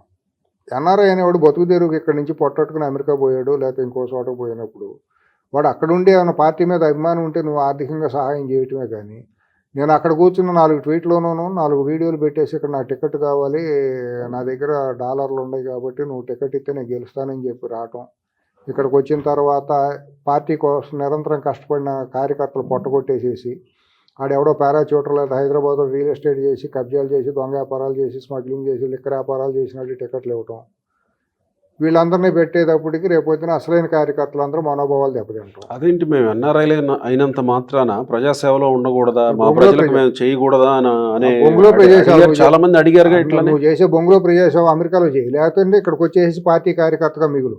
నీకు అక్కడ కుటుంబం అక్కడ ఉంటుంది, నువ్వు ఇక్కడ ఉంటావు. కాలక్షేపానికి 3 నెలలు 2 నెలలు రావటం అసలు ఏంటి? నాన్ సెన్స్ కదండి గోపి గారు. ఎన్ఆర్ఐ విభాగం పెట్టడం ఏంటి? నీకు అసలు రైతు విభాగం ఏమైంది? తెలుగుదేశం పార్టీ రైతు విభాగం ఏమైంది? తెలుగు యువత ఏమైంది? తెలుగు యువతను మీరు ఎందుకు మర్చిపోయారు? అసలు తెలుగుదేశం పార్టీకి జవసత్వాలు ఇచ్చింది తెలుగు యువత పార్టీ, తెలుగు మహిళ. వాటిని మీరు ఎందుకు నెగ్లెక్ట్ చేస్తున్నారు? ఎంతసేపు సోషల్ మీడియా మీద ఆధారపడిపోయి రాజకీయం ఎన్ని రోజులు చేస్తాం? సోషల్ మీడియాతో పాటు ప్రజల్లో గుడిసెలు గ్రామాలు ఇంకా గుడిసెలు గుడేలు ఉన్నాయి కదండి. ఇంటర్నెట్ లేని ఫెసిలిటీస్ లేని ఉన్నాయి కదా. చంద్రబాబు నాయుడు గారు ఏర్పాటు చేసినప్పుడు కర్షక పరిషత్ ఏమైంది ఇటువంటివి ఉన్నాయి కదా. మరి ఇటువంటివన్నీ మీరు మర్చిపోతున్నారు. ఎంతసేపు ట్విట్టర్లో 4 ట్వీట్లు వేసినాడు నేను 4 వీడియోలు చేసిన వాళ్ళతోనే రాజకీయం అని మీరు భ్రమలు పడుతున్నారు. నేను చేసే వీడియోల మూలాన పార్టీకి ఏమన్నా ఉపయోగమా? ఇప్పుడు జన్జీకి ఈ సోషల్ మీడియాకి కనెక్ట్ ఉంది కదా. జన్జీ ఉంటుంది. జన్జీలో అంటే ట్వీట్లు వేసినాడు అలా జన్జీలో ఉండటం, ఆ ట్వీట్లు చూసేసి తెలుగుదేశం పార్టీలు ఓట్లు వేస్తారనేది తప్పండి, శుద్ధ తప్పండి. మీ సంక్షేమ కార్యక్రమాలని, మీ అభివృద్ధి కార్యక్రమాలని ప్రజల మధ్యలోకి తీసుకెళ్లాలంటే నాయకత్వం ఉండాలి. ఆ బ్రిడ్జ్ ఉండాలి. బ్రిడ్జ్ ఎవరు? నాయకులు, కార్యకర్తలు. ఇప్పుడు జిల్లా మండల స్థాయి నాయకుల్ని మీరు సరిగ్గా ఆదరించి వాళ్ళని జాగ్రత్తగా గౌరవిస్తే వాళ్ళు కార్యకర్తలకు సపోర్ట్గా ఉంటే కార్యకర్తలు ప్రజలకు చెబుతారు మన పార్టీ. ఇప్పుడు ఒక్క మాట ఇంకోటి కూడా చెబుతారు. వాటర్ని బూత్ దాకా తీసుకొచ్చేది ఎవరండి? కార్యకర్తలే కదా. మరి వాటర్ దగ్గరికి వెళ్ళి రేపు సమస్య వచ్చినా ఇంకోటి వచ్చినా నిలబడేది ఎవరు? సమాజంలో నిలబడేది కర్ర కట్టె పట్టుకుని ఆ ప్రతిపక్షం వాడు దెబ్బలు తినేది ఎవడు? కార్యకర్తలు, నాయకులు. వాళ్ళకి లేకుండా ఎవడో పారాచూట్లు వేసుకొచ్చేసి డబ్బు ఉన్నాయని చెప్పి బోగ్గాళ్ళు అందరినీ తీసుకొచ్చి అమెరికా నుంచి ఎన్ఆర్ఐలను తీసుకొచ్చి వాడు వచ్చి పీకేది ఏంటి? వాడు అమెరికా నుంచి వాడు వచ్చి 100 కోట్లు పెడతాడండి ఇండస్ట్రీ. వాడు 400 కోట్ల లాభం ఉంటే పెడతాడు. దేశ సేవ చేస్తాడు. 100 కోట్లు పెట్టి ఇక్కడ పారపోసుకుంటానికి రాడుగా. సింపుల్గా ఎవరైనా వ్యాపార కోణంలో చూస్తాడు. పోనీ రమ్మని మంచి వాళ్ళలో కూడా మంచి వాళ్ళు ఉన్నారు. మన రాష్ట్ర అభివృద్ధి జరగాలి, మన రాష్ట్రంలో ఇండస్ట్రీ పెడదాము, 10 మందికి ఉద్యోగాలు కలిపితే సౌహృదభావంతో ఉన్న మనుషులు చాలా మంది ఉన్నారు, గొప్పవాళ్ళు. నేను అందరినీ వాళ్ళని తక్కువ అంచనా వేయటం కాదు, వాళ్ళ మీద ఎక్కువ మోజుపడి వీళ్ళు పార్టీని ఇది చేసుకుంటున్నారు, బలహీనం చేసుకుంటున్నారని నేను చెప్పొచ్చేది. కానీ 2024లో కూడా ఎన్ఆర్ఐలు వచ్చారు, పోటీ చేశారు, డబ్బులు కూడా ఇచ్చారు. ఎన్ఆర్ఐలు దానం కూడా చేశారు. నేను అంటున్నా, మరి అప్పుడు పార్టీకి ఏమి ఇబ్బంది ఏమి రాలేదు కదా, గెలిచారు కదా చక్కగా. గెలవటం అంటే దేని మూలాన్ని గెలిచారండి? గెలుపు ఒకటే కాదు, గెలిపేందుకు కారణాలు కూడా మనం పరిశోధించాలిగా. ఇప్పుడు మీరు నేను కూర్చొని భజన చేయడానికో కాదు, వాళ్ళ మీద ద్వేషంగా మాట్లాడాల్సిన అవసరం కూడా నాకు లేదు. నాకు అసలే జర్నలిస్ట్ గా మీకు లేదు. నేను చెప్పి మీకు చెప్పబోతున్నా. ఇప్పుడు మనం విశ్లేషణ ఏం జరిగిందని చెప్పడానికి 2019లో నువ్వేం పాపం చేసావని 23 సీట్లతో ఓడిపోయావు. కార్యకర్తలను పట్టించుకోలేదన్న మన తప్పులు మనకు ఉన్నాయి కదండి. 2019లో అసాంఘికమైన చర్యలు చంద్రబాబు గారు చేయాల, హత్యలు చేపించే మనిషి కాదు, అద్భుతమైన సంక్షేమం ఇచ్చారు, ఎప్పుడు ఉంటుంది ఆయన. హైదరాబాద్ లో మరి అంతా చేసి కూడా 2004లో 2009లో మరి హైటెక్ సిటీ కానీ హైదరాబాద్ రూపురేఖలు తీసుకురావడంలో ప్రధాన పాత్ర ఆయన నేనే చేశానంటాం కదా, ఆయన కూడా ప్రధాన పాత్ర. ఆయన తర్వాత వాళ్ళు కూడా కంటిన్యూ చేశారు. నేను చెప్పేది అది. ఆయన మూలానే హైదరాబాద్ అభివృద్ధి చెందిందంటే దాంట్లో నేను ఏకీభవించను. ఆయన కూడా ఒక ప్రధాన భాగస్వామి, ఆయన రూపకర్త. ఒక విజన్ డాక్యుమెంట్ చేయడంలో చంద్రబాబు గారు దాంట్లో నోట్ అవుట్. ఇవన్నీ ఇప్పుడు ఐఐటీలు, ఐఐఎంలు, ఇప్పుడు ఇవన్నీ మన ఐఎస్బీలు, ఎయిర్పోర్టు, ఇంటర్నేషనల్, ఇవన్నీ బీజం వేసింది ఆయనే, దాన్ని కాదంటానికి లేదు. కానీ ఆ తర్వాత వచ్చిన చెప్పకుండా పొరపాటు పడ్డారు కదా వీళ్ళందరూ కూడా. ఇవాళ నేను చెప్పేది ఏంటంటే, ఈ విదేశీల నుంచి వచ్చిన వాళ్ళందరూ మూలాన సహజంగా వచ్చేది వాళ్ళ వల్ల గెలవలేదు. మరి 2004లో 2009లో మరి మనకి అప్పటి నుంచి హైదరాబాద్ లో కూడా మీరు పునాదులు లేని పరిస్థితి వచ్చింది, నేను చెప్పుకోలేకపోవటం. అంటే 2019లో 23 సీట్లు వచ్చే అంత దారుణమైన ప్రతిపక్షంగా పార్టీగా మీరేమీ దుర్మార్గమైన పరిపాలన చేయాల వచ్చింది. అదే పద్ధతిలో 11 సీట్లతో ఓడిపోయే పరిస్థితి కూడా చూసాంగా. మన గెలవడానికి కారణం ఏంటి? 2019-24 మధ్య జరిగిన అసాంఘికమైన పరిపాలన, అవమానకరంగా, ఇన్హ్యూమన్గా. అంటే కార్యకర్తలే కాకుండా ప్రజలు ప్రజలు అంతంత మెజారిటీలు. ఇక్కడ మీరు తెలంగాణలో కూడా చూడండి ఎటువంటి మెజారిటీతో రేవంత్ రెడ్డి గారిని గెలిపించారు. ఎందుకంటే ఆ ప్రజల యొక్క ఆక్రోషం, ఆవేదన అంత తీవ్రంగా ఉంది. అట్లాగే అక్కడ కూడా అందుకనే ఉంది. అందుకే తుక్కు రేగొట్టారు, 11 సీట్లతో ఇచ్చేసారు. అంటే ఇప్పుడు కార్యకర్తలకు చెప్పాల్సిన శిక్షణ పాఠాల్లో ఇది కూడా ఒకటి. 100% మనం గెలిచింది ఇలా కాదు ఇలా అనే విషయం కూడా చెప్పాలి. మనం పార్టీని 10 కాలాల పాటు ఇంకా 15-20 ఏళ్ళ పాటు ముందుకు తీసుకెళ్లాలంటే పటిష్టం చేయాలి. గ్రామాల్లో వేళ్ళు, గ్రాస్ రూట్స్ అంటాం కదా, బలపెట్టుకోవాలి, వేళ్ళని బలపెట్టుకోవాలి. గ్రామాల్లో జరుగుతున్నది ఏంటి, అసమ్మతి ఎక్కడ జరుగుతుంది, అసంతృప్తి ఎక్కడ ఉంది, ఎందుకు వ్యతిరేకత వచ్చింది అనేది అసెస్ చేయాలంటే రియల్ ఫ్యాక్టర్ చెప్పేది వీళ్ళు పెట్టుకునే కన్సల్టెంట్లు కాదు గోపి గారు. ఉత్తరాది కన్సల్టెంట్లతో కోట్ల రూపాయలు ఇచ్చేసి మీరు సర్వేలు చేసుకొస్తే సర్వేలు చెప్పడం నాన్ సెన్స్. ఎవడో గోపి గురించినూ వెంకటేశ్వర గురించి సర్వే వాడి చెప్పడం ఏంటి? మీ నాయకులు ఉంటారు, మీ కార్యకర్తలు ఉంటారు, వాళ్ళు చెప్పాలి మా పార్టీ నాయకుడు సరిగ్గా చేస్తున్నాడు, సరిగ్గా చేయట్లేదు అని చెప్పి. మీ 170 నియోజకవర్గాలు, 174 నియోజకవర్గాల్లో మీకు తెలియదు ఎవరేంటి అనేది. దానికి సర్వేలు కావాలా? ఒకటి సర్వే డబ్బులు ఇచ్చి సర్వేలు చేయించుకున్న వాళ్ళు చరిత్ర, తెలుగుదేశం పార్టీ చరిత్రలో చాలామంది ఉన్నారు. ఏమీ లేని వాళ్ళు, జీరోగాళ్ళు డబ్బులు ఇచ్చి సర్వే సంస్థలకు డబ్బులు ఇచ్చి ఆహా ఓహో అని ఇతను టికెట్ ఇస్తే గెలుతాడని చెప్పించుకుని పార్టీని మిస్లీడ్ చేసిన సంఘటనలు కోకోలలో ఉన్నాయి. మరి ఆ విషయం అధినేతలకు ఇంకా తెలియట్లేదా? అదే నేను చెప్తున్నా. ఇప్పుడు రేపు ప్రకటించబోయే పార్టీ పదవులు కూడా ఐవీఆర్ఎస్ కాల్స్ వెళ్తున్నాయి. ఐవీఆర్ కాల్స్ చంద్రబాబు నాయుడు గారు బాగా మిస్లీడ్ అయ్యి పొరపాటు పడింది. 2014-19 మధ్య ఐవీఆర్ఎస్ కాల్స్ ద్వారానే పార్టీ అంతా నాశనం అయిపోయింది. ఆయన పార్టీ బలపడింది ఎప్పుడంటే కార్యకర్తలు నాయకులు బలంగా ఉన్నప్పుడు 2004 వరకు కూడా ఆ అనుసంధానం బాగుండేది. కార్యకర్తలకి నాయకులకి ప్రజలకి మధ్య అనుసంధానం ఉండేది. ఏది జరిగిన క్షణాల్లో సమాచారం వస్తూ ఉండేది పార్టీ ఇంటర్నల్ ఇంటెలిజెన్స్ ద్వారా. ఇప్పుడు ఏజెన్సీలు పెట్టుకుని, సర్వే ఏజెన్సీల పేరుతో రకరకాల సంస్థలను పెట్టుకుని వాడు ఎంబీఏ చదివాడు, లేకపోతే ఐఐటి ఐఏఎం చేసి వచ్చాడు, వాడు పెద్ద పోటుగాడు అని చెప్పి అంటే నువ్వు పనిమాలిన కింద లెక్కగా పార్టీ ఇంటెలిజెన్స్ పని చేసి ఉంటే కందుకూరులో అంత పెద్ద ఇష్యూ అయ్యి ఉండేది కాదు. ఆ విషయం ఉంది, క్వశ్చన్ దెబ్బతింది అక్కడ. అదే ఎక్కడో బ్యాలెన్స్ దెబ్బతింది. అది పార్టీ అన్యానాది అక్కడ కూడా వస్తాను. ఇవాళ పార్టీ కేంద్ర కార్యాలయంలో ఏం జరుగుతుందో మీకు అధిష్టానానికి తెలియాలి కదా. గత 2 ఏళ్ళుగా ఏం జరుగుతుంది అక్కడ? ఏమన్నా షాక్ అబ్జర్వర్స్ లాంటి నాయకులు ఎవరైనా ఉన్నారు? అసలు కార్యకర్తలకు ఎంట్రీ ఉందా అక్కడ? కార్యకర్తలు ఎవరికి చెప్పుకోవాలి? అసలు కొంతమంది ఎట్టా తయారై వచ్చేసారు. పార్టీ పుట్టింది ఎప్పుడు? ఇప్పుడు పార్టీలో అధికారం చెలాయించుతున్న కొంతమంది మోనార్కులాగా తయారైన వాళ్ళ వయసు అంతా. ఎవడో ఎన్ఆర్ఐలు 3-4 వచ్చి ఇక్కడ పార్టీ దిశానిర్దేశం చేసినట్టు మాట్లాడటం ఏంటి? వాళ్ళ మాటలు అధిష్టానం వినటం ఏంటి? పార్టీ అనేది కార్యకర్తలది, ఇది ఒక కుటుంబాన్ని కాదు, ఒక కులాంది కాదు. పార్టీ అనేది కార్యకర్తలది. ఈ పార్టీ అనేది చారిత్రక అవసరం తెలుగు జాతికి, తెలుగు ప్రజలకు కావాలి. అంటే మీరు అనేది శిక్షణ కేవలం కార్యకర్తలకు మాత్రమే కాదు, నాయకులకు కూడా కావాలి. 100% కార్యకర్తలే ఉందండి. శిక్షణ ఇవ్వాల్సిన నాయకులకే ముందు. కింద నుంచి పైకి వెళ్ళటం కాదు గోపి గారు. ముందు పైన మీరు పాలిట్ బ్యూరో నుంచి ట్రైనింగ్ ఇచ్చుకుంటారండి. మీరు పాలిట్ బ్యూరో నుంచి ఇంటి దొంగల్ని ఎవరెవరో అసెస్ చేసి పక్కన పెట్టండి. మీ చుట్టూ చేరిన భజన బ్యాచ్లను పక్కన పెట్టండి. ముందు శిక్షణ అక్కడి నుంచి మొదలెట్టండి. మీరు స్వయం శిక్షణతో మొదలెట్టండి. ఈ చిడతల బ్యాచ్లను, భజన సంఘాలను దూరం పెట్టండి. పొగిడించుకుంటే ఏంటి నాన్ సెన్స్? విమర్శలు కూడా తీసుకోండి. మీరు పొగిడించుకుంటే ఎవరైనా పొగుడుతారండి. డబ్బులు నీ అధికారం ఉన్నంతసేపు నువ్వు ఇంద్రుడు చంద్రుడు అంటారు. పొగిడేవాళ్ళ మూలన ప్రమాదం ఎప్పుడైనా మనిషికి. పొగడతలు మనిషిని పతనం చేస్తాయి. విమర్శ అనేది సద్విమర్శలను మీరు స్వీకరిస్తే మీరు పెరుగుతారు, సమాజంలో పెరుగుతారు. ఆత్మపరిశీలన చేసుకోవచ్చు, సెల్ఫ్ అసెస్మెంట్ చేసుకోవచ్చు. ఏం తప్పులు నిజమేనా కాదా అని చెప్పి. ఇప్పుడు నేను చెప్పేది ఏదో ఆరోపణగా తీసుకున్నా నాకు అభ్యంతరం లేదు.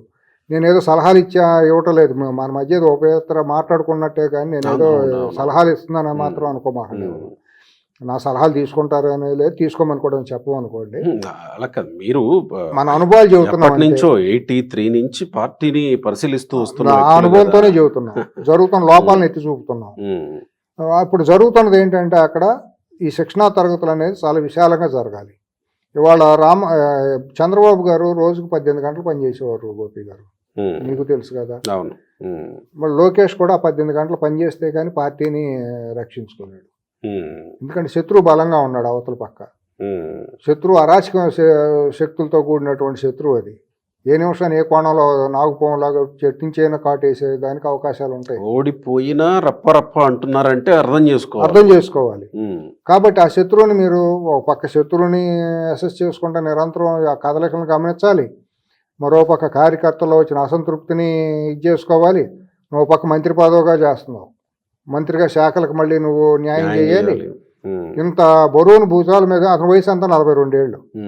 ఆ వయసులో సహజంగా ఎవరైనా ఏం చేస్తారు? పెళ్ళాం పిల్లలతో సరదాగా వ్యాపారం చేసుకుని 10 గంటలు పని చేసుకుని తతిమ 14 గంటలు పెళ్ళాం పిల్లలతోనూ పర్సనల్గా ఎంజాయ్ చేయాలని అనుకుంటారు సహజంగా. అంటే ఒకసారి లోకేష్ డిసైడ్ అయ్యే వచ్చేసాడు కదా, అదే ఇంకా నేను అనేది. ఇంకా ఎంజాయ్ ఇక వీటికి తావే లేదు అక్కడ. వచ్చినా గోపి గారు నేనుగా చెప్పాల్సిన ఇది కొన్ని సలహాలుగా, ఇదేం పూల పానుపు కాదు. భజనలు చేసిన భజన సంఘాలతో బాబు బాబు అని పొగిడించుకుంటాం కాదు. ఇది ముళ్ళ బాట, నువ్వు నడవాల్సిన బాట ముళ్ళ బాట రాజకీయం అనేది. ఎందుకంటే నీ చుట్టుపక్కల ఉండేటువంటి అందుట్లో అక్కడ రాష్ట్రంలో ఉండే ప్రజలు కూడా చాలా ఉత్సాహవంతులైన వాళ్ళు.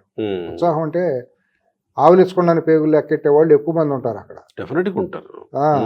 మరి వీటన్నిటిని అసెస్ చేయాలి. నువ్వు 24 గంటలు 18 గంటలు పని చేయాలి, పార్టీని పటిష్టం చేసుకోవాలి, ప్రభుత్వాన్ని నడపాలి, శత్రువుని గమనించాలి, వ్యూహాలను రచించుకోవాలి, ఢిల్లీతో సంబంధాలు పెట్టుకోవాలి. ఇన్ని కోణాల్లో నీకు ఆ లింక్ తెగిపోకూడదు. పార్టీలో క్షేత్రస్థాయి నుంచి నీకు మధ్య లింక్ అనేది ఎప్పుడూ ఉండాలి. ఎవడో ఎన్ఆర్ఐలోనూ హైదరాబాద్లో కూర్చొని నాబోటేవాళ్ళు, రియల్ ఎస్టేట్ వ్యాపారాలు చేసేవాళ్ళు, సారా వ్యాపారాలు చేసేవాళ్ళు, స్మగ్లింగ్ చేసేవాళ్ళు, డబ్బులే పరమావధిగా జీవితంగా వచ్చేవాళ్ళు నీ చుట్టూ చేరుతా వాళ్ళకి రాజ్యసభ సీట్లు రేపు పొద్దున డబ్బు కోసం రాజ్యసభ సీట్లు ఇవ్వటం ధనవంతుడు అని చెప్పి ఇది చారిత్రక తప్పిదం అవుతుంది. మరోసారి పార్టీకి తీవ్ర నష్టం జరుగుతుంది. నువ్వు రాజ్యసభ ఇచ్చినా, ఎమ్మెల్సీలు ఇచ్చినా, చైర్మన్లు ఇచ్చినా నిజమైన నిఖార్సైన కార్యకర్తలకు, నీ భజన సంఘాలకి మాకు నిన్ను పొగిడే వాళ్ళని దూరం పెట్టు. పొగిడేవాడు ఎప్పుడైనా పొగుడతాడు. నిన్ను ఇవాళ పొగిడాడంటే రేపు తిడతాడు కూడా. నువ్వు ఇవ్వాల్సింది ఎవరికంటే నిరంతరం పార్టీలో కార్యకర్తల కోసం పనిచేసేవాళ్ళు చాలామంది ఉన్నారు, లాయలిస్టులు ఉన్నారు, పార్టీని జీవితంగా చేసేవాళ్ళు, పార్టీ ద్వారా దెబ్బలు తిన్నాళ్ళు ఉన్నారు, ఆర్థికంగా దెబ్బలు తినిపోయిన వాళ్ళు ఉన్నారు. ఇది చాలా ఇప్పుడు చెప్పడం ఈజీ అండి. ఎందుకంటే లోకేష్ వయసుకి అయ్యో పాపం అనిపిస్తుంది. ఎందుకంటే చిన్న వయసులో వచ్చాడు కదా. మనం అన్నీ చెప్పేది అతనికి మంచి కోరే చెబుతున్నాం తప్పించి పార్టీ బతికుండాలి బాగుండాలి అని చెబుతున్నాం తప్పించి అతని మీద వేరే ఉద్దేశంతో కాదు చెప్పేది. ఇన్ని కష్టమైన ఇది ఉంది. ఇప్పుడు ఇవన్నీ కూడా ఆయన నెరవేర్చాల్సిన బాధ్యత లోకేష్ భుజస్కంధాల మీద ఉంటుంది. మంచి టీమును పెట్టుకోవాలి. అంటే ఒక రకంగా ఇప్పుడు శిక్షణా తరగతులు మళ్ళీ ఇన్నేళ్ల తర్వాత మొదలు పెట్టారంటేనే ఒక వ్యూహం ఏదో మదిలో 100% ఉంది. సో సెట్ చేసుకునే సైన్యాన్ని రెడీ చేసుకునే కార్యక్రమం ఏదో మొదలవుతుంది. మనం కూడా చెప్పేది దాని దృష్టిలో పెట్టు. నువ్వు మంచి అడుగు ముందుకేసావు. మంచి అడుగులో ఇవన్నీ నీకు తెలియదని కాదు, లోకేష్ వాళ్ళకి తెలియదని కాదు, అన్నీ తెలుసని కాదు. అంత సర్వాంతర్యామి ఆహావోహో అని భజన చేయాల్సిన అవసరం లేదు. ఎందుకంటే పక్కన ఉంటారు, చేరతారు, భజన సంఘాలు చేరినాయి, అన్నీ చేరినాయి. ఇంకొక ఇది కూడా ఏంటంటే మీ ద్వారా ఈ సమయంలో చెప్పేది, చంద్రబాబు నాయుడు గారు హైదరాబాద్లో పార్టీ ఆఫీస్ ఉండి హైదరాబాద్లో ఉన్నంత వరకు ఆయన పార్టీని బాగానే నడిపారు వీలైనంత వరకు. విజయవాడ వెళ్ళిన తర్వాతే చాలా గాబు మొదలైపోయిందని నా వ్యక్తిగతమైన అంచనా. పలికి మాలిన ఈ పైరవీకారులు, దళారీలు, పోరంబోగాళ్ళు అందరూ ఆ చుట్టూ చేరిపోవటం, ఆహా ఓహా అని భజన చేసేయటం. హైదరాబాద్ ఏమన్నా చాలా దూరమే ఏంటి వాళ్ళకి, ఒకవేళ చాలా తక్కువ ఉండేది, వాళ్ళ అవకాశాలు ఎక్కువ పెరిగినాయి అక్కడ. ఇవాళ టెక్నాలజీ మార్పులు ఎక్కడైనా జరగవచ్చు, అది వేరే సంగతి. కానీ పర్సన్ టు పర్సన్ యాక్సెస్ కొంతమందికి ఎక్కువ దొరుకుతుంది కదా అక్కడ ఏదప్పటికి. వాళ్ళ మూలాన ఏంటంటే ఫీల్ గుడ్ ఫ్యాక్టర్ అనమాట. ఫీల్ గుడ్ ఫ్యాక్టర్ అని ఏంటి, నేను ఫీల్ అయితే కాదు కదా, సుఖిచమర్దనం అంటారు. ఏంటది? స్వకుచమర్దనం అని అంటారు. అది కాదు కదా, అది కాదు కదా. నాతో పాటు సమాజం కూడా ఎట్లా ఫీల్ అవుతుంది అనేది ముఖ్యం కదా, అది కదా గమనించాల్సింది. కాబట్టి ఈ శిక్షణా తరగతులు ఇవాళ ఊరినే 2 రోజులు 3 రోజులు చేస్తే మాత్రం పార్టీకి బతుకుండదు. ఈ శిక్షణా తరగతుల ద్వారా ఫిల్టరేషన్ జరగాలి. నాయకులు ఎవరన్నా టాలెంట్ హంట్ జరగాలి, చెత్తను తీసేయాలి. ఇప్పుడు ఈ వానపాముల్లాగా వచ్చి నాగుపాముల్లాగా బుసలు కొడుతున్న వాళ్ళు కొంతమంది ఉన్నారు కదా, ఎమ్మెల్యేలుగా అయిన వాళ్ళు, ఎంపీలుగా అయిన వాళ్ళు చూస్తున్నాం కదా. వీళ్ళందరినీ కనుక తక్షణం దూరం పెట్టే పరిస్థితి కనుక వాళ్ళు చెక్ పెట్టాలి వాళ్ళ మీద, వాళ్ళ కాన్స్టిట్యున్సీల మీద ఇమీడియట్గా అబ్జర్వర్లను పెట్టడమో లేకపోతే ఇన్ఛార్జీలను వేసేసి వాళ్ళ పవర్స్ తగ్గించేసి పార్టీని మళ్ళీ స్ట్రెంగ్తన్ చేసుకోవాలి. 3 ఏళ్ళు అంటే కళ్ళు మూసి కళ్ళు తెరిచేలోపు అయిపోతుంది. అప్పుడే 2 ఏళ్ళు అయిపోయిందంటే నమ్మలేకుండా ఉన్నాం కదా. జగన్ అన్న మాట మీరు కూడా అంటున్నారు, కళ్ళు మూసి కళ్ళు తెరిచే లోపల. అంతే కదండి. ఇప్పుడు నిన్నగాక మొన్న అన్నట్టు ఉంది, గన్నవరంలో ప్రమాణ స్వీకారం జరిగింది. మనం 2 ఏళ్ళు అయిపోతుంది, ఆల్మోస్ట్ 1.5 year అయిపోయింది గోపి గారు. మరి ఇంత యుద్ధ ప్రాతిపదిక మీద పార్టీని బలపరుచుకోవాలి. రేపు నెక్స్ట్ టర్మ్ కొత్త జనరేషన్ ముందుకు తీసుకురావాలని అంటే పాత చెత్తను తీసేయాలి. కొత్త నాయకత్వాన్ని మీరు ఇమీడియట్ గా తయారు చేసుకోవాలి, ప్రతిపాదించుకోవాలి. సబ్స్టిట్యూట్ ఒక ఇది అడుగు పడిందంటేనే దానికోసం సిద్ధం చేసుకుంటున్నారు అనేది వాస్తవం. ప్రిపేర్ అవుతున్నారండి. మరి తెలంగాణ పరిస్థితి ఏంటి అనేది కూడా చర్చకు వస్తుంది సేమ్ టైం. ఇప్పుడు తెలంగాణలో ఆ చేతులారా చేసుకున్న స్వయంకృత అపరాధంగానే కనపడుతుంది. తెలుగుదేశం పార్టీని గత 10 ఏళ్లుగా కూడా వదిలిపెట్టేశారు. అవును, 10 ఏళ్లుగా కనబడుతుందిగా, కళ్ళ ముందు కనబడుతుంది. అది 2018లో కూడా తప్పడుగు పడింది. కాంగ్రెస్ తో పొత్తు కరెక్టే, కానీ ఆ రోజు తీసుకున్న చర్యలు చాలా తప్పులుగా జరిగినాయి. అసలు వెనుపోటుదారులు 2014-15లోనే చంద్రబాబు గారితో ఉంటానే ఓటు కేసులో ఇరికించిన వాళ్ళని చంద్రబాబు గారిని అన్నారు. 2018 నాటికే ఇక్కడ టీఆర్ఎస్ పునాదులు కదిలిపోయినాయి. అప్పటికే ఇవాళ ఓటు చోరీ అనే ఏదైతే దేశవ్యాప్తంగా జరుగుతుందో, ఓటర్ల జాబితాని తారుమారు చేసి ఓట్లు తీసేసి చేసింది దాదాపు 50 లక్షల ఓట్లు. ఆ రోజు 60 లక్షల ఓట్లు తీసేశారని చెప్పి ఆ రోజు ఎన్నికల కమిషనర్ సారీ అని చెప్పాడు. ఆ రోజు 18లో బీఆర్ఎస్ గెలిచింది అప్రజాస్వామికంగా, దొడ్డిదారిలో దొంగ ఓట్లతో గెలిచింది. ఓట్లు తీసేసి దొంగ ఓట్లు చేర్చారు. ఇదే మోడస్ ఆపరాండిని వైఎస్ఆర్సీపీ 2019 ఎన్నికల్లో ఆంధ్రప్రదేశ్లో ఇంప్లిమెంట్ చేశారు. అప్పుడు 2 ఎలక్షన్ కమిషన్ సహకారంతో. వీటన్నిటికీ కారకులు ఢిల్లీలో ఉన్నటువంటి బీజేపీ అగ్రనాయకత్వమే, దాంట్లో ఎటువంటి సందేహం లేదు. ఆ రోజు బీజేపీతో వ్యతిరేకించిన చంద్రబాబు గారు ఇక్కడ కాంగ్రెస్తో కలవాల్సిన పరిస్థితి వచ్చి కలిశారు. కలిసిన తర్వాత ఏంటంటే దొంగ ఓట్ల దెబ్బ అనేది గమనించాలి. ఓటింగ్ మిషన్ల మీద అందరూ అనుకున్నారు, కానీ ఆ రోజే అసలు భారతదేశంలో దొంగ ఓట్లతో ఎట్టా చేయవచ్చు, ఓటర్ల జాబితాని ఎన్నికల కమిషన్ మిస్యూజ్ చేసి ఏ రకంగా గెలవచ్చు అనే దానికి ఒక టెస్టింగ్ ల్యాబ్ లాంటిది తెలంగాణ. దాన్ని ప్రూవ్ చేసి చూపించాడు కేసీఆర్ బీజేపీకి. తర్వాత దేశవ్యాప్తంగా దాన్ని మహారాష్ట్రలోని అన్ని చోట్ల, ఆంధ్రప్రదేశ్లో 2019లోనే ఇంప్లిమెంట్ చేశారు. 2019లో ఇంప్లిమెంట్ చేసిన వాళ్ళు 24లో ఎందుకు ఇంప్లిమెంట్ చేయరు? మోడీతో కలిసే ఉన్నారు కదా. కాబట్టి ఆ విమర్శకి దొంగోట్లు అనేది తీపిచ్చేసారు. అవకాశం ఉంటుంది కదా వైసీపీ, కానీ దొంగోట్లు అనేది వీళ్ళు చేశారు. దొంగోట్లు అనేది చేయటానికి కుదరలా. అప్పట్లాగా ఒక్కో నియోజకవర్గానికి 15-20 వేల ఓట్లు. తిరుపతిలో ఏం జరిగిందండి? ఎక్కడి నుంచి తీసుకొచ్చి చూశారు? కుప్పంలో ఎక్కడి నుంచి వచ్చినాయి? మీకు తీరం ఏమంటే చూడండి, అక్కడ కర్ణాటకలో ఓట్లు ఉంటాయి, ఆంధ్రప్రదేశ్లో ఓట్లు ఉంటాయి, తమిళనాడులో ఓట్లు ఉంటాయి, కుప్పంలో ఓట్లు ఉంటాయి, చిత్తూరులో ఓట్లు ఉంటాయి.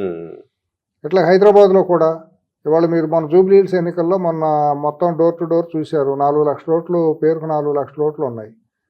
కానీ అక్కడ తీరా చూస్తే 2,80,000 ఓట్లే ఉన్నాయి. దాంట్లో 18-20 వేల ఓట్లు దొంగ ఓట్లు అప్పటి ఎమ్మెల్యే చేర్పిచ్చాడు. అది అందరికీ తెలిసిందే. ఈ రకంగా కొన్ని తప్పులు జరిగినాయి. జరిగినప్పుడు ఏంటంటే నాయకత్వాన్ని మరి ఎందుకునో తెలియదు, కానీ 2018 తర్వాత పూర్తిగా విస్మరించారు ఇక్కడ తెలంగాణలో. అసలు పార్టీ ఆఫీసులో కూడా ఎవరు వెళ్ళే పరిస్థితి లేకుండా చేసుకొచ్చారు. మరి 30-35 నియోజకవర్గాల్లో తెలుగుదేశం పార్టీకి బలమైన ఇన్ఫ్లుయెన్స్ ఇవాళ కూడా ఉంది. ఇవాళ ఖమ్మం జిల్లాలో నిన్నగా మనం చూడండి 9-10 పంచాయతీలు ఏకగ్రీవం అయ్యాయి. మరి అటువంటి బలమైనది హైదరాబాద్లో కూడా. మరి మొన్న తెలుగుదేశం పార్టీ కనుక జూబ్లీహిల్స్లో క్యాండిడేట్ని పెట్టుంటే పరిస్థితులు వేరుగా ఉండే. అవునా? కాకపోతే ఏంటంటే కాలక్రమంలో తెలుగుదేశం పార్టీ అభిమానులు అందరూ కూడా బలవంతంగా బీఆర్ఎస్లోకో కాంగ్రెస్లోకి వెళ్లాల్సిన పరిస్థితులు ఏర్పడినాయి.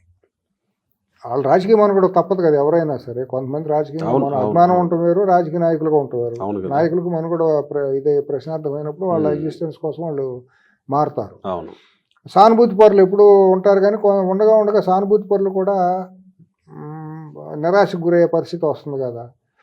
ఇవాళ కూడా తెలుగుదేశం పార్టీ బలమైన నాయకత్వాన్ని కనుక ఇక్కడ ప్రతిపాదించి తెలంగాణలో కనుక సిన్సియర్గా చేయగలిగితే ఇక్కడ తన ప్రతాపాన్ని చూపించగలదు. కానీ లోకేష్ చేస్తున్నటువంటి ఇమేచ్యూర్ పనులు కొన్ని ఉన్నాయి.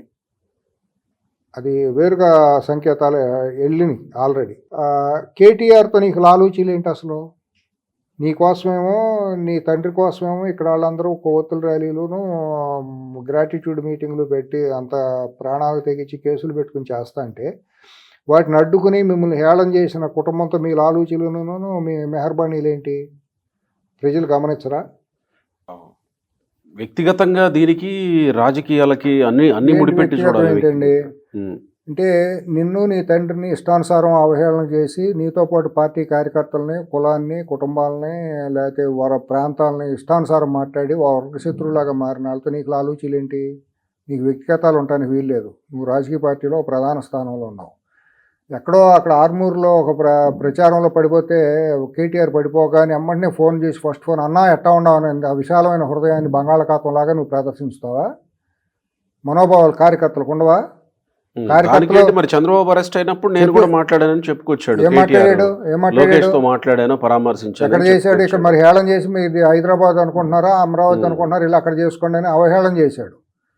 ఏంటి నీకు అంత ఆలోచనలేంటి? నీ వ్యక్తిగతాలు నీకుండ ఈ ప్రజలు కార్యకర్తలకు ఉండవా? కార్యకర్తల మనోభావాల కంటే నీకు ఎక్కువ ఉంటాయా?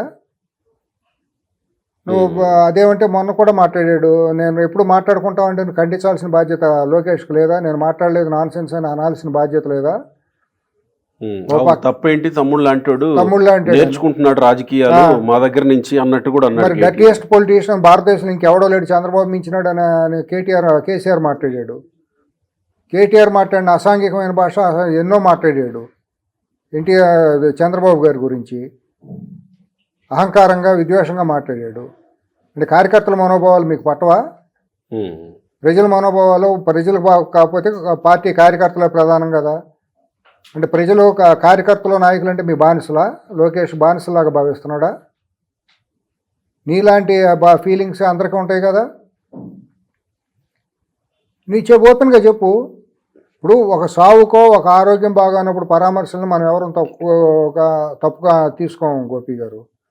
అనారోగ్యంతో హాస్పిటల్లో ఉన్నప్పుడు పెద్ద మనసు చేసుకుని ఎవరైనా వెళ్తారు, ఎవరైనా వెళ్తారండి. ఎవరైనా మరణించినప్పుడు కూడా వెళ్తారు. అక్కడ ఎదురు పడినా కూడా దాన్ని తప్పుగా అనుకోకుండా యాక్సిడెంట్లు కాడ కలుస్తారు. అక్కడ మా రాజకీయాలు ఏమి ఉండవు. గోపీనాథ్ అందముని బాలకృష్ణ గారు చనిపోయినప్పుడు కూడా తారసపడతారు, కూర్చుంటారు, వచ్చేస్తారు. నీకంతా ఇచ్చకాలేంటి?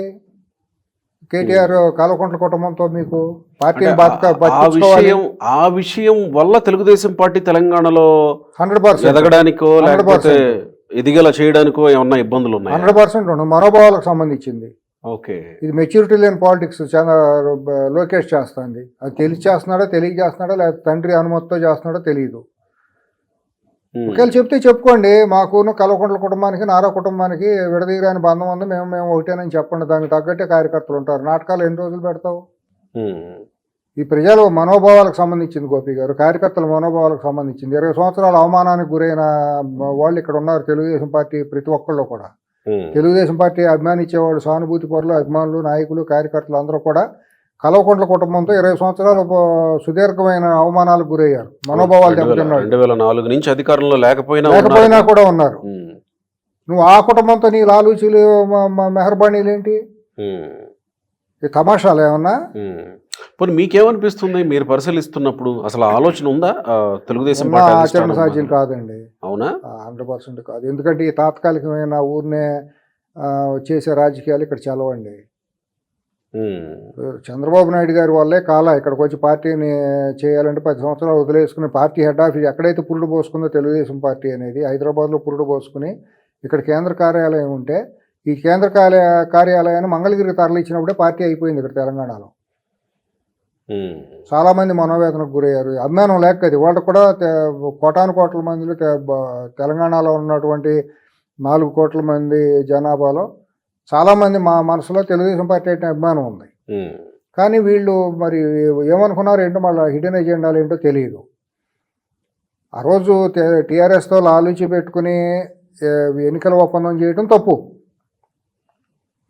ఇక్కడి నుంచి పార్టీ ఆఫీస్ తరలించడం మరో తప్పు. తర్వాత పదే నువ్వు కేటీఆర్తో మాట్లాడుకున్నావు అనే మెసేజ్ ఇవ్వడం పెద్ద తప్పు. నువ్వు శత్రువుని యుద్ధంలో దిగినప్పుడు శత్రువుని ఎన్నుకోవటంలోనే ఒక సగం గెలుస్తామండి. నువ్వు శత్రువుని ఎన్నుకోవటంలోనే నువ్వు పొరపాటు పడతావు. ఒక బలమైన శత్రువుతో నువ్వు లాలూచీలు పెట్టుకుంటున్నావు అనే మెసేజ్ బయటికి వెళ్ళినప్పుడు నీ కేడర్ ఎందుకు యుద్ధం చేస్తుంది నీ పక్క నుండి? అవసరం ఏముంది? కీలకమైన పాయింట్ చెప్పారండి. అవును, ఆ మాత్రం తెలియదా? నువ్వు రాజకీయం చేస్తావా? నువ్వు పార్టీని నడుపుతావా? నేనేది బాబు గారిని కదా, లోకేష్ని అడిగేది నేను. లోకేష్దే కదా భవిష్యత్ అంతా, మరి పార్టీ నడిపేది. మరి కీలకమైన శత్రువుని ఎంచుకోవాలి అని అంటే, ఒకవేళ శత్రువుని ఎంచుకోవాలంటే ఇప్పుడు ఎలక్షన్స్లో ఇక్కడ బలపడాలి అని అంటే కాంగ్రెస్ పార్టీ అధికారంలో ఉంది. కాంగ్రెస్ పార్టీ శత్రువు అవ్వాలి. తెలుగుదేశం పార్టీకి ఎప్పటికీ కూడా ఉమ్. డిఎన్ఏలో శత్రువు, ప్రధానమైన శత్రువు తెలంగాణలో బీఆర్ఎస్ఏ. ఓడిపోయిన పార్టీ శత్రువు ఓడిపోయినా కూడా శత్రువే. మరి ఓడిపోయిన పార్టీని శత్రువుగా పెట్టుకోవడం వల్ల సాధించేది ఏముంది? ఆ పునాదులు కదిలించడమే. పునాదులు కదిలించడం వల్ల ఏంటి నువ్వు సాధించేది? బాధపడతావు.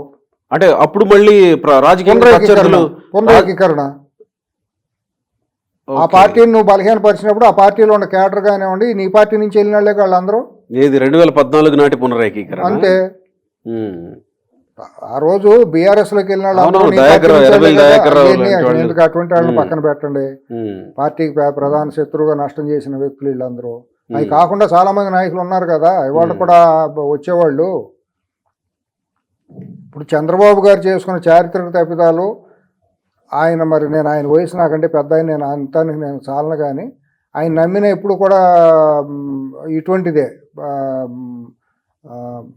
గొర్రె కషాయం నమ్మినట్టు ఆయన ఎంతసేపు మోసగాళ్ళనే నమ్మి పక్కన పెట్టుకుంటాడు, వాళ్ళనే పక్కన చేరదీస్తాడు తప్పించి మంచి మాట చెప్పేవాళ్ళని ఆయన నమ్మడు అసలు చంద్రబాబు గారు.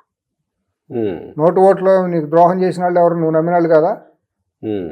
తెలంగాణ నుంచి పార్టీని ఇక బలవంతంగా నడిపించిన వాళ్ళు నువ్వు నమ్మిన వాళ్ళు కదా. నువ్వు అత్యంత గౌరవించిన వాళ్ళేగా. నీకు తప్పుడు సలహాలు ఇచ్చి నేను ఇక్కడి నుంచి బలవంతంగా మంగళగిరికి తరిమేసినట్టు చేసింది. వాళ్ళ స్వార్థం కోసం కల్వకుంట్ల కుటుంబంతో ఏకమయ్యి. అది నువ్వు ఎందుకు వెళ్ళిపోవాలి? ఎందుకు పారిపోయినట్టు ఉండాలి? పలాయనం చెతికించినట్టు ఎందుకు రికార్డ్ అవ్వాలి? నీ తప్పు లేకుండా నువ్వెందుకు ఫైట్ చేయాలి ఇక్కడ నిలబడి? ఇప్పుడు జన్మస్థానం అండి ఇది తెలుగుదేశం పార్టీకి. సెంటిమెంటల్గా హైదరాబాద్ అనేది ఇక్కడ చారిత్రక నేపథ్యం ఉన్నటువంటి పార్టీ, చారిత్రక నేపథ్యం ఉన్నటువంటి ప్రదేశం ఇది. అన్ని రకాలుగా కానివ్వండి. నీ తెలుగుదేశం పార్టీ బతకాలన్నా, బట్టగట్టాలన్నా, బలపడాలన్నా, వ్యూహరచనలు జరగాలన్నా కూడా హైదరాబాద్లో నీ కేంద్ర స్థానం ఉండాలి. ఎక్కడికో వెళ్ళిపోయి అడవిలో దాక్కున్నట్టు ఆ మంగళగిరిలో పెట్టుకుంటాం ఏంటి? మంగళగిరిలో పెట్టి నువ్వు సాధించింది ఏంటి 10 ఏళ్లలో పార్టీకి? హైదరాబాద్లోనే ఉంటున్నారు వీకెండ్లో. నీ ఎమ్మెల్యేలు, నీ మంత్రులందరూ ఉండేది హైదరాబాద్లోనే. వ్యాపారాలు, పెట్టుబడులు, వచ్చిన సంపద అంతా పెట్టుకునేదంతా క్లబ్బులు, పప్పులు, ప్యాకెట్లు అన్నీ ఇక్కడే కదా. మీ మంత్రుల కొడుకులు, ఎమ్మెల్యేల కొడుకులు ఇక్కడ పబ్బులు నడిపేది మీరు కదా. రియల్ ఎస్టేట్లు బిల్డర్లు అందరూ మీ వాళ్ళు కదా. అంటే తెలంగాణలో శత్రువుని ఎంచుకోవడంలో విఫలమైందంటారు. ఎంచుకోవటంలోనే కాదు, లాలు చెల్లిపడి విఫలమయ్యారు అంటారు. మొహమాటాలకు పోయారు, భయపడ్డారు. మరి ఏమన్నా స్కోప్ కనపడుతుందా? వస్తారా అని కానీ, లేకపోతే నాకైతే లేదండి. ఇప్పుడైతే వాళ్ళకి కూడా శిక్షణ తరగతులు పెడుతున్న నేపథ్యంలో మనం వాళ్ళకి కూడా బలమైన నాయకులు. ఇప్పుడు నా ఇంటికి మీ ఇల్లు అందరూ, మీ ఇంటికి నా ఇల్లు అంతే దూరం అని సామెత గోపి గారు. నేను మీ ఇంటికి వచ్చి గోపి గారు నాకు ఈ సహాయం చేయాలి, మీరు నిలబడాలంటే మీరు నిలబడతారండి. అంతే కదా. మీరు నా దగ్గరికి వచ్చేసి నేను చేస్తాను అని అంటే మీరు అనాల్సిన అవసరం లేదు. అంటే మీకు విలువ తగ్గుతుంది. ఇవాళ తెలుగుదేశం పార్టీని బలపరుచుకోవాలి, ఇక్కడ నిలబెట్టుకోవాలనే తపంతో ఉన్నవాళ్ళు ఉన్నారు. వాళ్ళకి మీరు సరైన గౌరవ మర్యాదలు ఇచ్చి వాళ్ళకి ఫ్రీ హ్యాండ్ ఇస్తే, మిమ్మల్ని నమ్మేటట్టు కనుక మీ ప్రవర్తన ఉంటే వాళ్ళు వస్తారు. అసలు మిమ్మల్ని నమ్మటానికి వీలు లేకుండా మీరు అన్నా ఎట్టా ఉండవు అని అక్కడ పడిపోగానే ఫోన్ చేయటం, నేను మా వాడు తమ్ముళ్ళు వేను నా సలహాలు తీసుకుంటాడు, నువ్వు కేటీఆర్ సలహాలు తీసుకుని పార్టీ నడిపేటట్టు అయితే నీ ఉంటే అంత, ఊడితే అంత.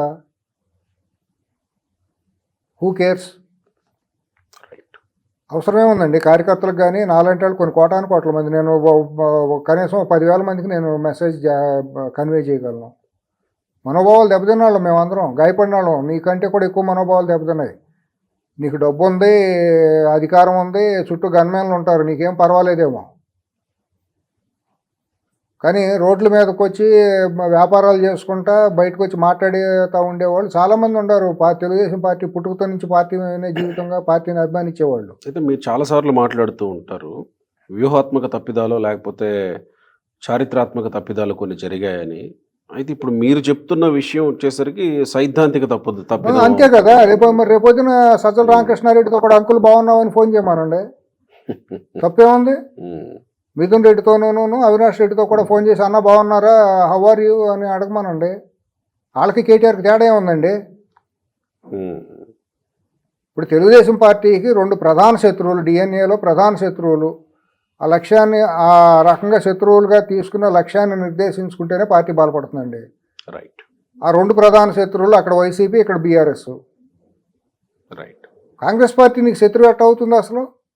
నీదేం దోసుకుపోయిందని కాంగ్రెస్ పార్టీ శత్రువు అవుతుంది? అంటే రాజకీయంగా ప్రత్యర్థి అనుకోకపోతే శత్రువు అనే విషయం అదేనండి. ప్రత్యర్థి అనుకోకపోతే ప్రత్యర్థి అనేది అధికారంలోకి రావడమే పరమావధి కదా. శత్రువు అయినా ప్రత్యర్థి అయినా ఒకటేనండి, పర్యాయ పదాలు వేరవచ్చు. మీరు అనేది ప్రత్యర్థి అంటే మనం అధికారంలో ఉన్నప్పుడు ఇక్కడ ప్రతిపక్షంలో ఉంటే ప్రత్యర్థి, కానీ వీళ్ళు శత్రువులు, ఆగర్భ శత్రువులు. రైట్. వీళ్ళు చీడ పురుగులు విష పురుగుల కంటే దారుణం. ఆ రోజు కేసీఆర్ ఏమన్నాడు, నేను గొంగళ పురుగును కూడా వాటేసుకుంటాను అది ఇది అని మాట్లాడాడు కదా, కుష్ఠరోగును కూడా వాటేసుకుంటాను. ఇవాళ బీఆర్ఎస్ పతనం కోసం ఇక్కడ తెలుగుదేశం పార్టీ కార్యకర్తలు కూడా అదే కోరుకుంటున్నారు. నువ్వు అటువంటిప్పుడు వెళ్ళి వాళ్ళతో లాలూచీలు వాళ్ళతో ఫోన్లు మాట్లాడుకుని వాళ్ళతో పెట్టుకుంటావు ఏంటి? వాళ్ళకి నీకు ఫోన్ సంభాషణలు ఏంటి? రేపు పొద్దున 5 నిమిషాలు వస్తుంది నువ్వు ఎవరెవరితో ఫోన్లు మాట్లాడుతున్నావు, నువ్వు ఎంత అధికారంలో ఉన్నా కూడా. ఇవాళ డిజిటల్ యుగంలో నువ్వేది రహస్యం లేదు నీది. అంటే ఆలోచన లేనట్టే అనుకోవాలి. ఇంకా ఉంటే మాత్రం మార్చుకోవాలి పద్ధతులు. ఈ పద్ధతులు కరెక్ట్ కాదు. ఇక్కడ పార్టీలో ప్రజల్లో మాత్రం ఆ సెంటిమెంట్ అన్నమాట వాస్తవం. రైట్. అది ఏదైనా కూడా నిష్కర్షగా లేదు, నేను వదిలేసుకున్నానని చెప్పడంలో గొప్పతనం అండి. రైట్. నేను తెలంగాణ నుంచి సారీ మేము వద్దనుకుంటున్నాము వెళ్ళిపోతున్నాం అని చెప్పడంలో తప్పేమో ఉందతనం, కానీ పలాయనం అనేది ఉండదండి. లేదు పార్టీ బలపెట్టుకోవాలన్నప్పుడు చిత్తశుద్ధితో ఇక్కడ బలపెట్టుకుంటే పార్టీకి అవకాశం ఉందండి. అంటే ఎంతవరకు ఉంటుందంటే అధికారంలో రాదు, ఒక బలమైన పార్టీగా నిలబడుతుంది, ఒక 10-15 సీట్లు తెచ్చుకోవచ్చు. కాలం కలిసి వస్తే ఒక కింగ్ మేకర్ లాగా కూడా ఉండే అవకాశం ఉంటుంది. మరి అది ఎందుకంటే అంత ఆషామాషి కాదండి, ములకిరీటం లాగా. ఇప్పటికీ ఉన్న ప్రాంతాలు, ఇప్పుడు ఖమ్మం లాంటి ప్రాంతాలు, నిజామాబాద్, నిజామాబాదు, ఇక్కడ మీకు పాత నల్గొండ జిల్లాలో మిర్యాలగూడ, కోదాడ, హైదరాబాద్ సిటీ, ఇవన్నీ ఉన్నాయండి. ఎందుకంటే మీకు ప్రాంతాలతో కూడా లేదండి, ప్రజల్లోనే పార్టీ అంటే బలం ఉంది. మహబూబ్నగర్ జిల్లాలో కూడా తెలుగుదేశం పార్టీ అంటే అభిమానం ఉంది. మొన్నటిదాకా ఆయన దయాకర్ రెడ్డి గారు వాళ్ళ మరి ఎటువంటి వాళ్ళందరూ వాళ్ళు కూడా ఒక మాట అనలేరు తెలుగుదేశం పార్టీని కానీ చంద్రబాబు గారిని కానీ. ఎందుకంటే ఆయన అటువంటి పనులు చేశారు. ఇక్కడ మానవీయ కోణంలో అందరితో బంధాలు, అందరికీ కత్తి నిలబెట్టిన మనుషులు ఇప్పుడు కడియం శ్రీహరి గారు లేదా మోతుపల్లి ఇటువంటి వాళ్ళు చాలా మంది ఉన్నారు కదా. ఈవెన్ ఆయన ముఖ్యమంత్రి గారు రేవంత్ రెడ్డి గారు చెబుతారు కదా, నాకు అది పాఠశాల, నాకు సీతక్క గారు అంటే ఇటువంటి వాళ్ళు ఎంతమంది లేరు పార్టీని అభిమానించేవాళ్ళు. వాళ్ళేం శత్రువులు కాదు, ఉంటే ఒక వేరే పార్టీలో ఉన్నారు అంతవరకే. కానీ ఇక్కడికి వచ్చి నువ్వు చేయాల్సిన యుద్ధం ఎవరి మీద అంటే కల్వకుంట్ల కుటుంబం మీద చేస్తేనే నువ్వు రా హైదరాబాద్, తెలంగాణ, అప్పుడే పార్టీ బతుకుతుంది.